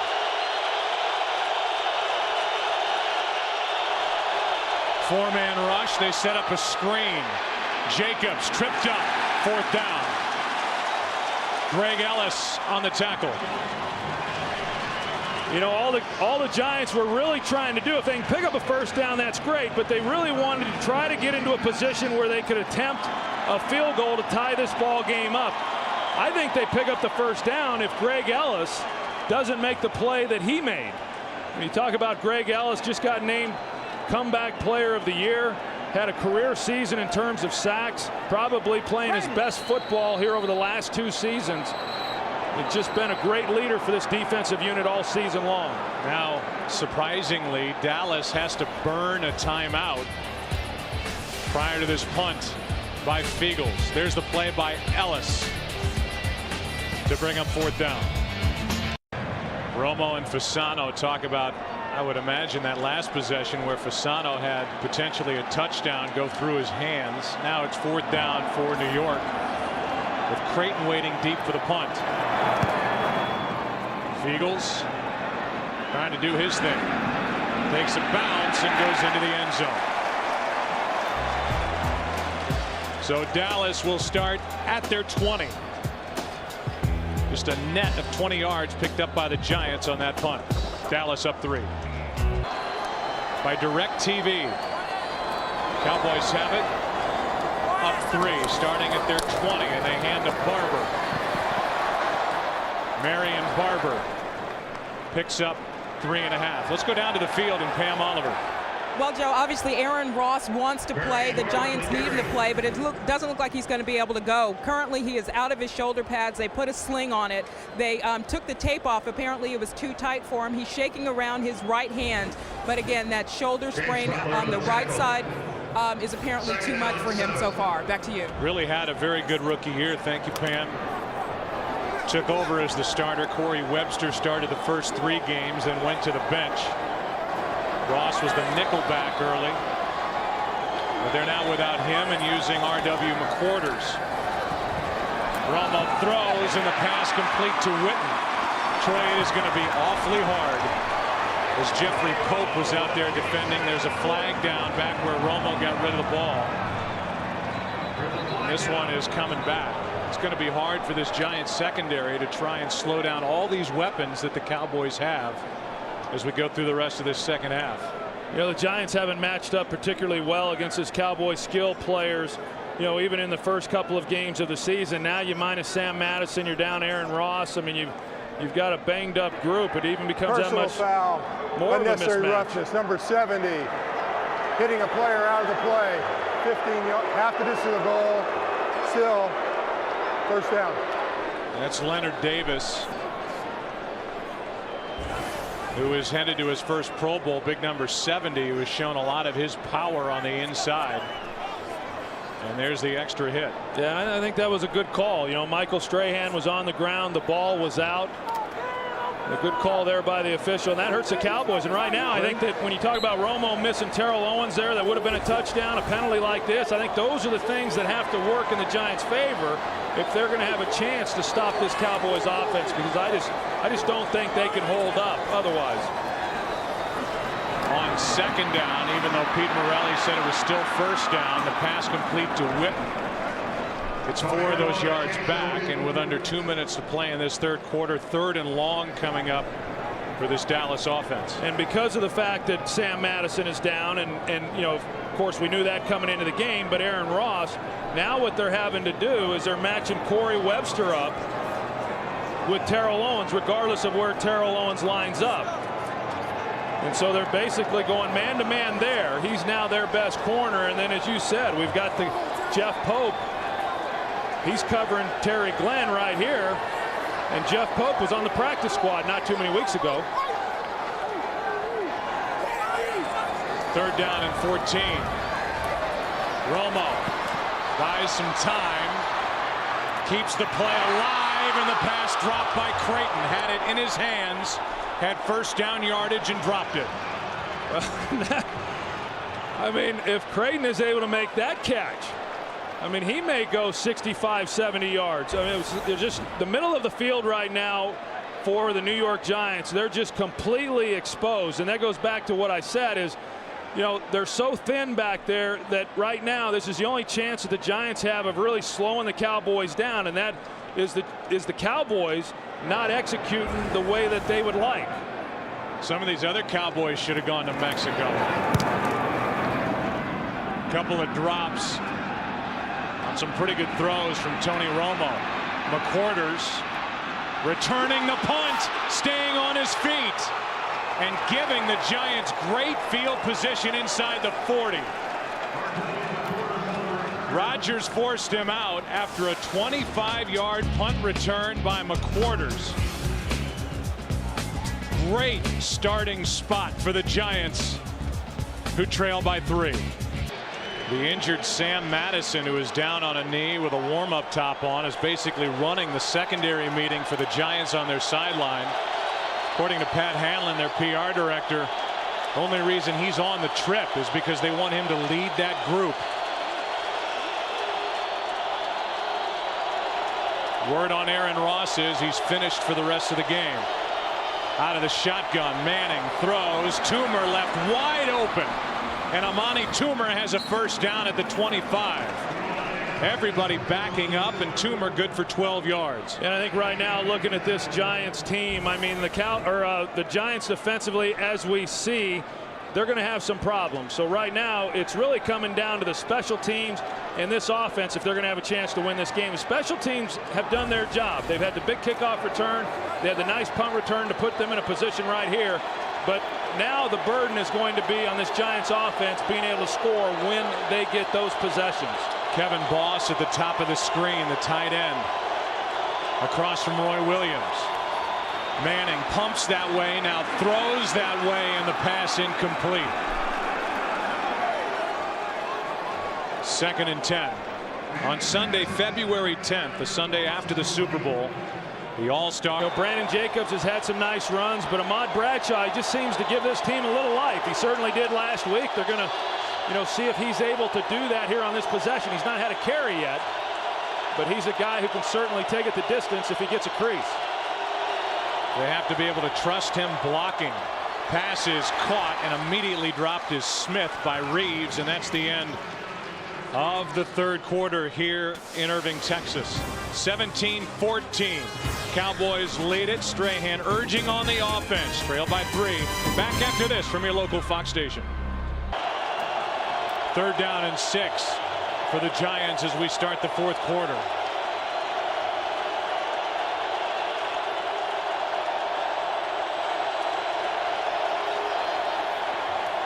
Manning steps up, throws, completes. Steve Smith sets up 1st and goal from the 9. That tells you what kind of confidence.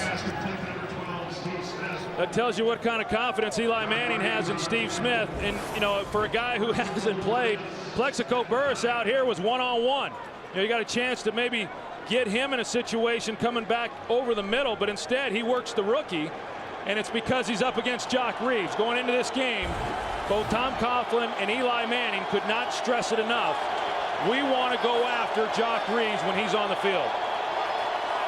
An 11-yard completion on 3rd and 6, and Ahmad Bradshaw stays on his feet down to the 1. Madison Hedgecock, the fullback, with a good block out in front of Bradshaw. Well, Madison Hedgecock, he had some big blocks last week in their win over Tampa Bay. And you know, what a luxury for a runner, especially a young runner, when you know you've got a guy in front of you that's going to be able to take out the first color that he sees. And that's exactly what Hedgecock does. Nice block right there on Roy Williams, and gives Ahmad Bradshaw a place to go with the football. For Bradshaw, Troy, 54 of his 66 yards rushing last week at the Buccaneers came in the 4th quarter. He's turning into Mr. 4th quarter for the Giants. 2nd and goal.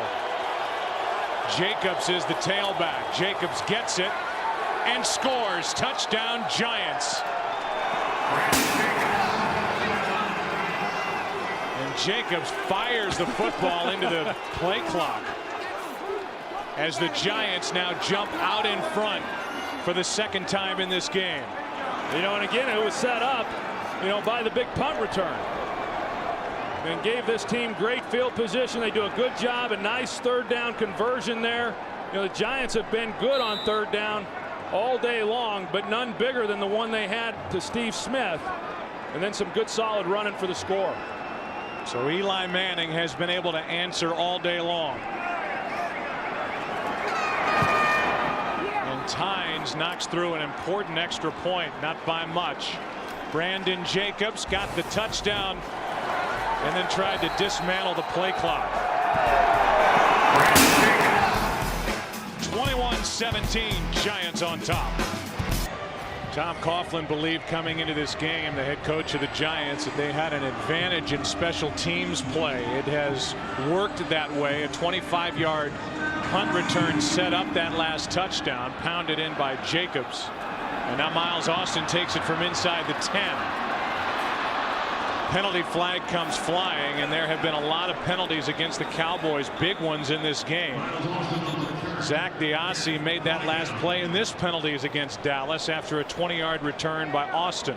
Yeah, and you're right, Joe, that the Giants, they have won the special teams battle.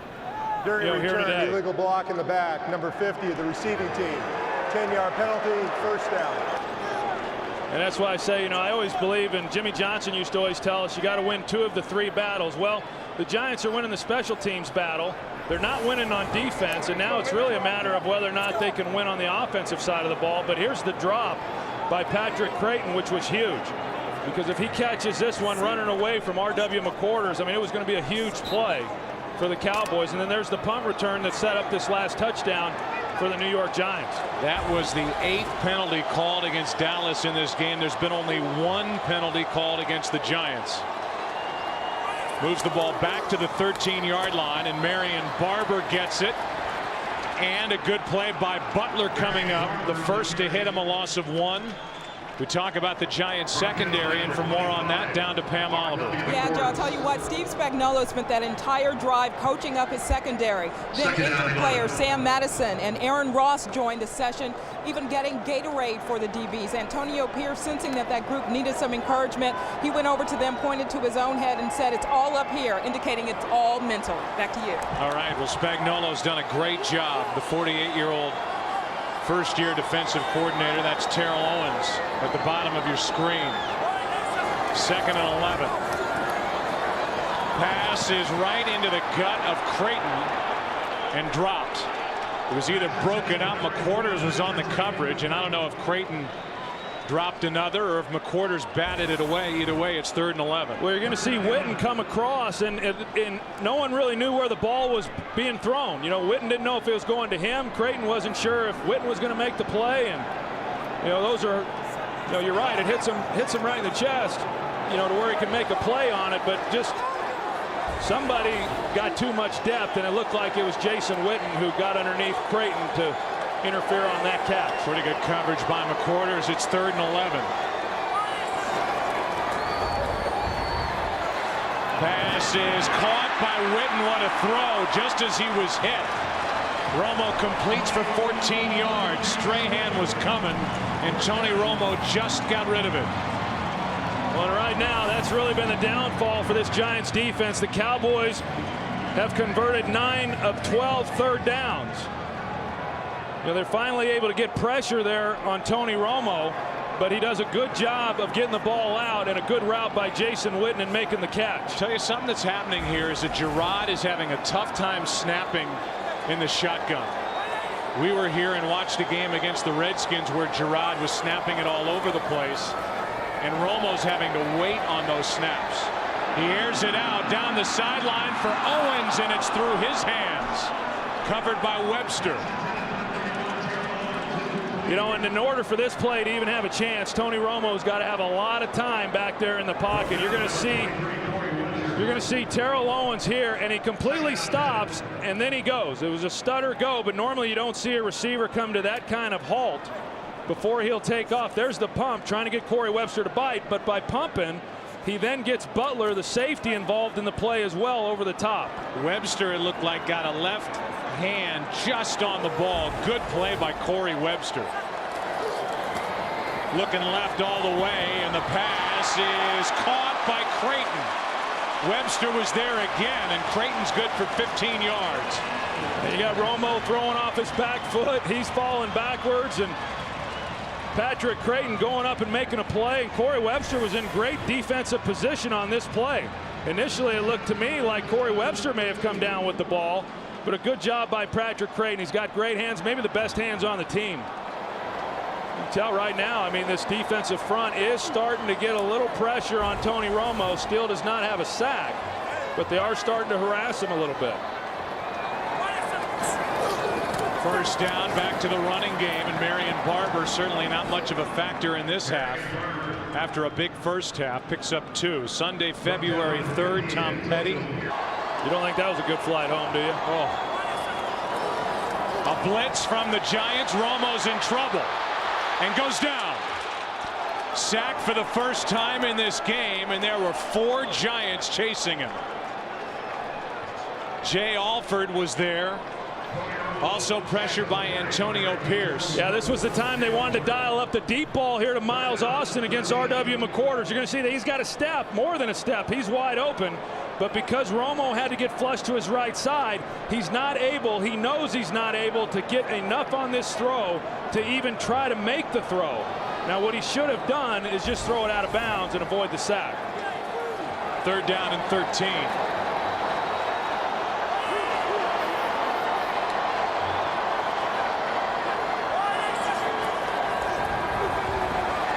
Romo backpedaling, throws out of the reach of Glenn.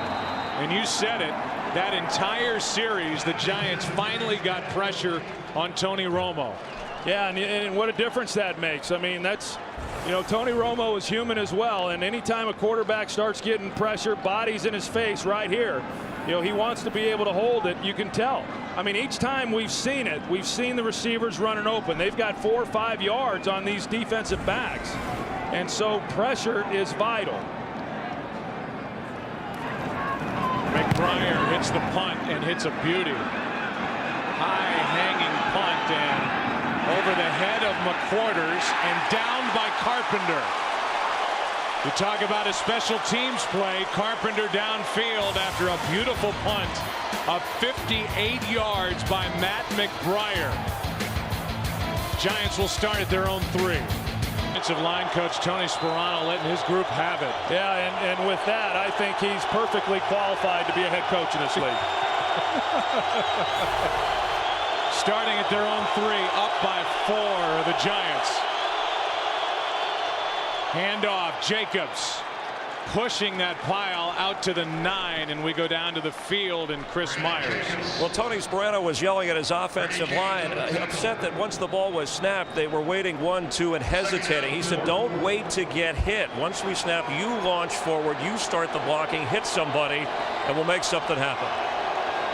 Thank you, Chris. 2nd and 4 now for the Giants, who bought a little breathing room with that run by Jacobs. Well, I'll tell you, that was a big run, getting it off the goal line there and then putting it right now at 2nd and 4.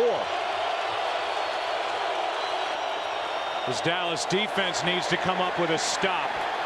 Jacobs fights forward, got away from Anthony Spencer and picked up 2. 3rd and short coming up for the Giants. Even that was a pretty good run by Brandon Jacobs. They had stopped him, you know, short for no gain. These teams have done an excellent job converting on 3rd down. You know, right now, if Dallas is able to stop the Giants, they're going to give the ball back to this offense in great field position. And, you know, certainly the Giants' objective right now, because of the injuries defensively to their own unit, is to maintain possession and try to take time off the clock. Toss to Jacobs, trying to get to the edge. He doesn't get it. Henry came up to support on the run. And the defense for the Cowboys holds. It's 4th down. That's a great job defensively by the Cowboys. I mean, after a 6-yard run on 1st down by Brandon Jacobs, and then 2 more runs not to give up 4 yards. awfully impressive. And now they're going to give the ball back to the Cowboys with great field position and put the pressure right back squarely on the shoulders of this Giants defense. Fiegels to punt.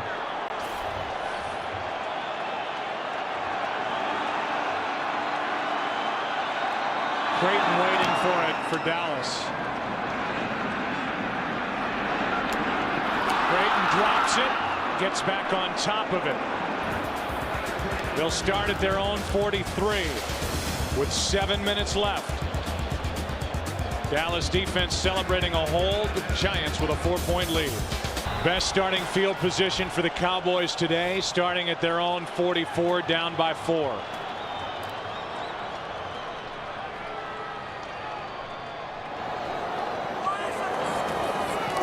Hand off to Marion Barber. A little room to run. He picks up 4 yards. First guy to hit him was Torber. And for Tony Romo, whose only other experience in the playoffs was that game that ended in Seattle last year with a fumbled snap on a field goal try with 1:14 left.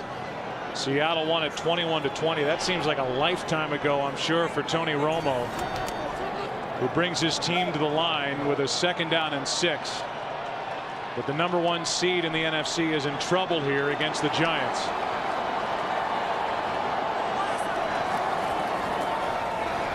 Romo fires high and a penalty flag comes in. Creighton ended up on the ground. So did Romo. This could be the 2nd penalty of the day on the Giants, who were penalized only 77 times all season long. Prior to the pass, holding, number 25, defense, 5-yard penalty, automatic, first down. That's McQuarters. Yeah, McQuarters matched up on Patrick Creighton. You know, he hit him within the 5. You see the jersey. Gosh, he's dragging it to the ground. I mean, you see rodeo cowboys that don't make moves like that. I mean, that was an easy call, but they are getting pressure there on Tony Romo. You know, so much of this game he's been, you know, untouched. But the last possession, certainly we saw it. We've seen it now on this possession, and the guys are starting to feel their way in how they can get pressure there. OCU Manure on that last one was the guy who got to Romo. Strahan coming, flushing Romo out of the pocket, who goes down, did not get rid of the football, and all the way back inside the 40 in the arms of Kavika Mitchell, a loss of 14. You know, if there's one criticism of Tony Romo's, it's that. We saw it a little bit earlier, that once you get outside the pocket, you know, the rules are very liberal in the NFL, that once you get outside the tackle box, you know, throw it away. Throw it away right there. But he wants to make a play, wants to get the ball down the field, and sometimes you got to use better judgment than that. A sack like that just kills you when you're trying to move the football and get a first down. Now, having said that, the Cowboys are one of the best teams in the National Football League converting these types of situations into first down.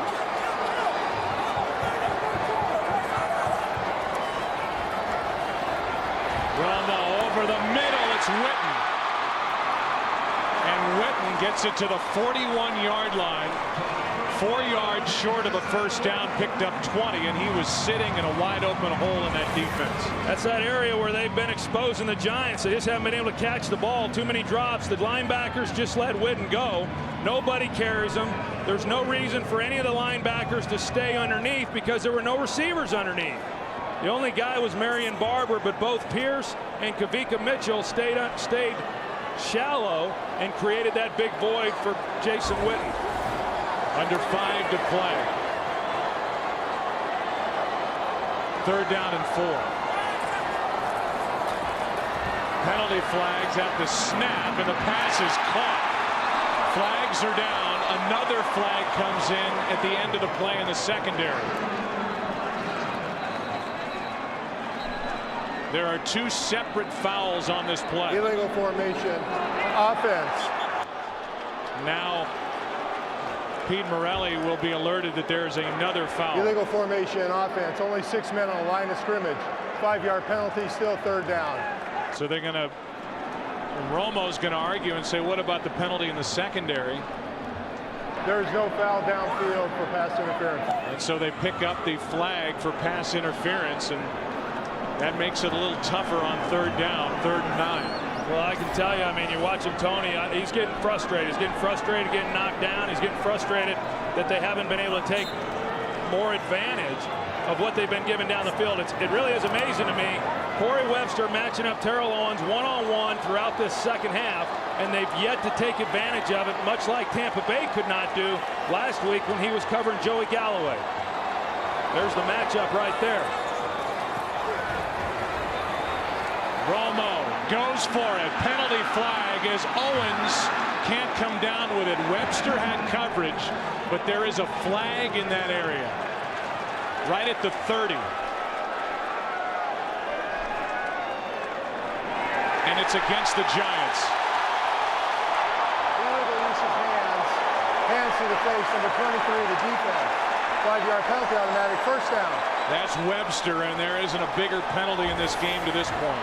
Well, Webster gets a jam on him at the line of scrimmage, and then he let him go, and then I really didn't see exactly what it was. I mean, you see the right hand, but I didn't see him grabbing or anything, so I don't know exactly what the officials saw there to warrant the penalty. Well, they said illegal hands to the face, so it had to be on that initial jam up under the chin of Terrell Owens. Well, if that was it, he was just late throwing the flag. So a first down at the 41 of the Giants. Big penalty against New York.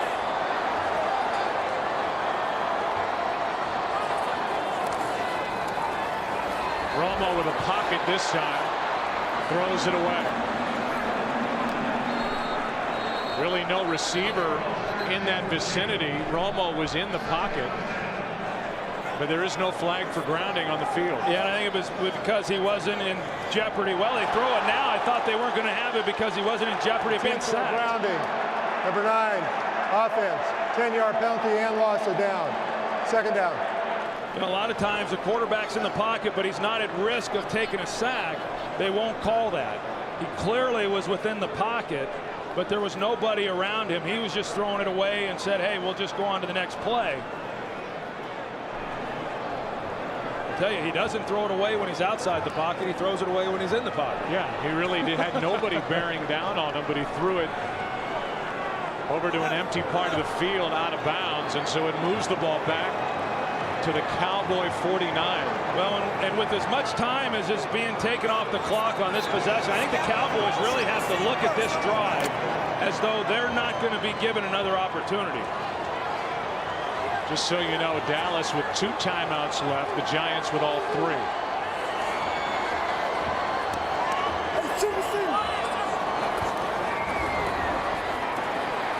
Romo hit as he threw it, and the ball incomplete. And Umenyiora ends up on top of Tony Romo again, and Umenyiora is smiling as he pulls himself off number 9. It's 3rd and 20. And here's Tony Romo talking to the official, you know, and trying to state his case as to what he was doing and why they should not have called it. And he didn't win, and players normally don't. Meanwhile, Wade Phillips, who was 0-3 in the postseason in his head coaching career, is watching the time run out on the Cowboys with 4:03 left. And I'll tell you, O.C. Umenyiora, he is really doing an excellent job right now of getting pressure. Play clock at 1, and the Cowboys have to use a timeout. So this highly celebrated Dallas offense moving backward at the moment. Romo looks flustered. 3rd and 20 when we come back. You know, great clutch defense put together by the Giants. Banged up in the secondary, getting pressure up front. Forced an intentional grounding. It's 3rd down and 20. 4:03 left. And surprisingly, Michael Strahan not on the field. Dave Tollefson and Umenyiora are the ends.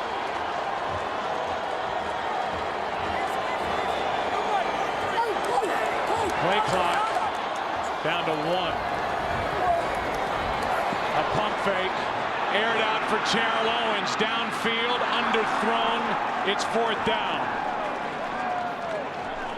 And Flozell Adams is slow to get up. It's 4th and 20 after that incompletion, and Owens had gotten behind the defense. Well, it sure had, and then in order to make that kind of play, you've just got to have time in the pocket to be able to make that throw. There's the pump, and Jason Tuck, I mean, the guy who's been making plays all year long, does a great job of getting pressure on Tony Romo. Right there you can see, had Romo had been given time, he's probably able to get that ball out.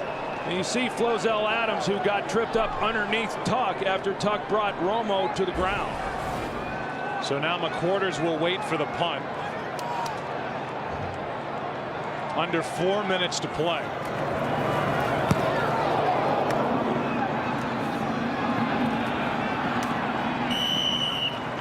From outside the 10, McQuarters hauled it in, and they will mark it at the 12. Where it's first down, Giants. And a 13-win season for the Dallas Cowboys. Now they look at their defense. And Troy, there's only one timeout remaining for the Dallas Cowboys, so a first down or two here by the Giants, and they can wrap up this win. That's right, and they know that, and they want to take time off the clock. Now, the last time they had the ball, they tried running it 3 straight times. They failed to get a first down. You know, I mean, they're up 4. They know that the Cowboys have to score a touchdown, but I do think they still have to play somewhat aggressively to continue to get first downs to win this game. Ahmad Bradshaw gets it. Here we go, ball. Out to the 16-yard line. It's critical that they run hard and get yardage, but you cannot afford a turnover here, and yet Ahmad Bradshaw is the guy who's playing. No turnovers in this game. 2nd down and 6. And you can bet that Dallas is going to stack the line right here.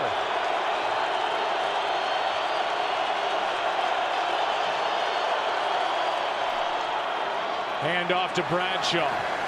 Not much. Out to the 17. Under 3 to play. Aiken-Adell made that last play.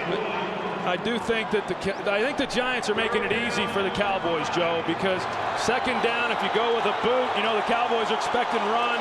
You know, you come with a naked boot, get out on the edge, you know, try to stay ahead of the chains. Now at 3rd and 5, I mean, obviously they've got to throw the football here, but I think the Giants may be hurt by being so conservative there on 2nd down.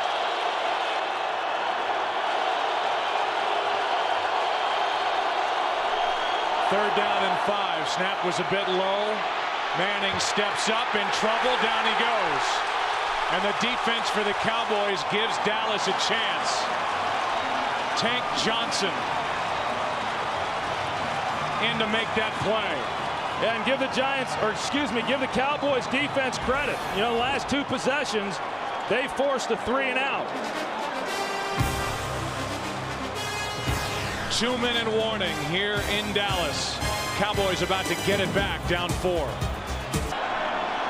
2 minutes left. Dallas did not have to use their timeout on that last possession by the Giants. Fiegels hits it.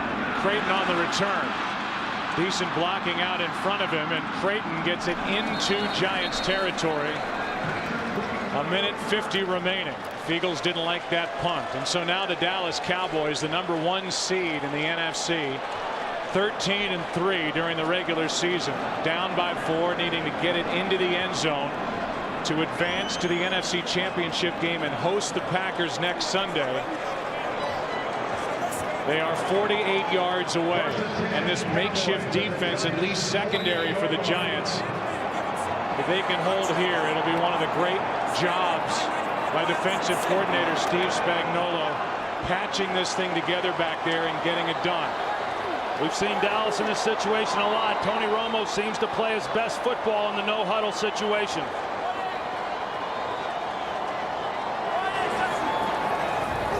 Romo for Barber, breaks 1 tackle, puts his head down, stays inbounds, and picks up 9. Went right through Michael Johnson, shoved him away.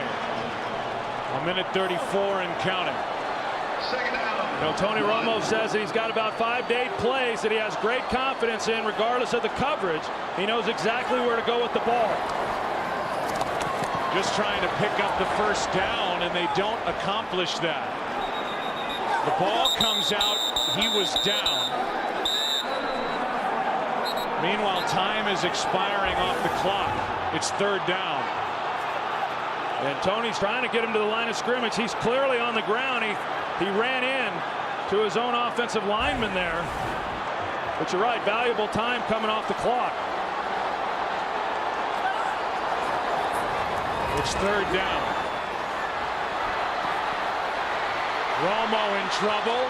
Flips it forward for Witten, who has a first down inside the 25. Dallas has a timeout left. Justin Tuck is having a tough time getting off the field, and now the clock is stopped as Tuck can't get off the playing field. 31 seconds left. And I thought the Cowboys were fortunate there because it looked like a good time after that completion to call a timeout. They lost a lot of time off the clock, and they weren't in any hurry at that point. They were in a hurry, but they weren't going to be able to get the ball snapped. More seconds were going to come off. And here's the play. You know, Tony Romo just ad-libbing there. I mean, that's just what you do when you're out there playing in the yard. Jason Witten sees that he's in trouble. He makes a move. He gets away from Pierce. Looks like yesterday. And Brett Favre in the snow making that little flip to Donald Lee. But the Giants did have to spend a timeout. We talked to Tony Romo about this a few weeks ago, and he said, when I was a third-string quarterback, I really studied the 2-minute offense and when to use timeouts and when to try and hang on to timeouts. The Cowboys have been able to hold on to their one remaining timeout, which they have with 31 seconds left, needing a touchdown to win and advance. Well, that one timeout is huge. I mean, clearly they need a touchdown, but to be able to work the middle of the field, and then even if they get a big gain down the middle, you know, they're still able to run the football if necessary because of the one timeout left.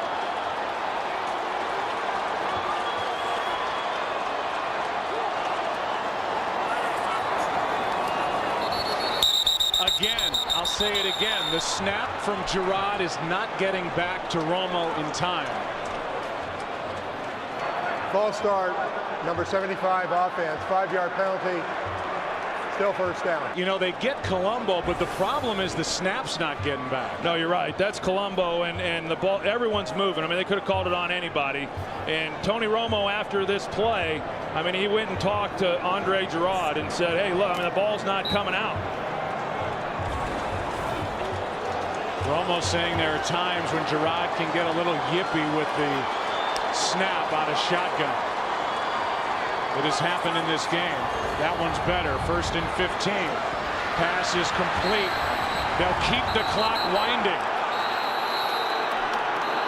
And a timeout with 24 seconds left is taken by Dallas. If they're going to give forward progress, that's right, they're not going to allow them the clock to stop with Witten getting out of bounds. So they gave Witten the forward progress. Yeah, that's exactly right, Joe. And you know, if they're going to give forward progress, then you can't also get the clock stopped. That was a good job by the official recognizing that. I know that Wade Phillips did. For the Dallas Cowboys now out of timeouts. Hey, see that defensive front right there? Osi Umenyiora, Michael Strahan, Justin Tuck. I mean, you know, right now they pretty much know it's in a lot of ways on them. I mean, if they're able to get back there and contain Tony Romo and get pressure on him, they have a good chance because, you know, we know that if he's given time, right now the middle of the field looks open, that he can find an open guy. Romo throws incomplete. 3rd and 11 with 21 seconds left. Pressure by Umenyiora. And I'll tell you what, I mean, for a guy who had not been getting hit much, he's been getting absolutely pounded here in the second half, particularly here in the 4th quarter. I mean, you see Osi Umenyiora, he puts a move on Flozell Adams, comes underneath, and every time pretty much that Tony Romo's dropped back here and back in the pocket here in this 4th quarter, he's been on his back. Either that or running for his life. 3rd and 11.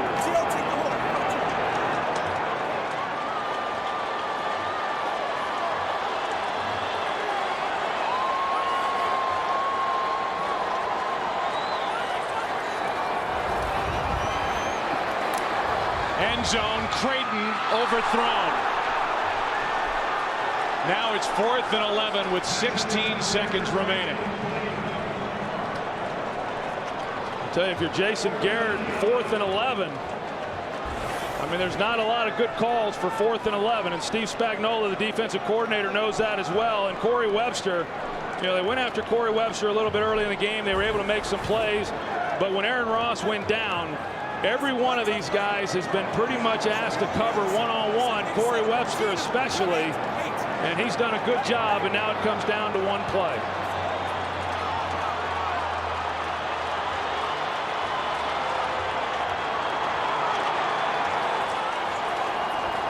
On 4th down, clock running, intercepted. Giants, McQuarters, and the New York Giants are 9 seconds away from advancing to the NFC Championship.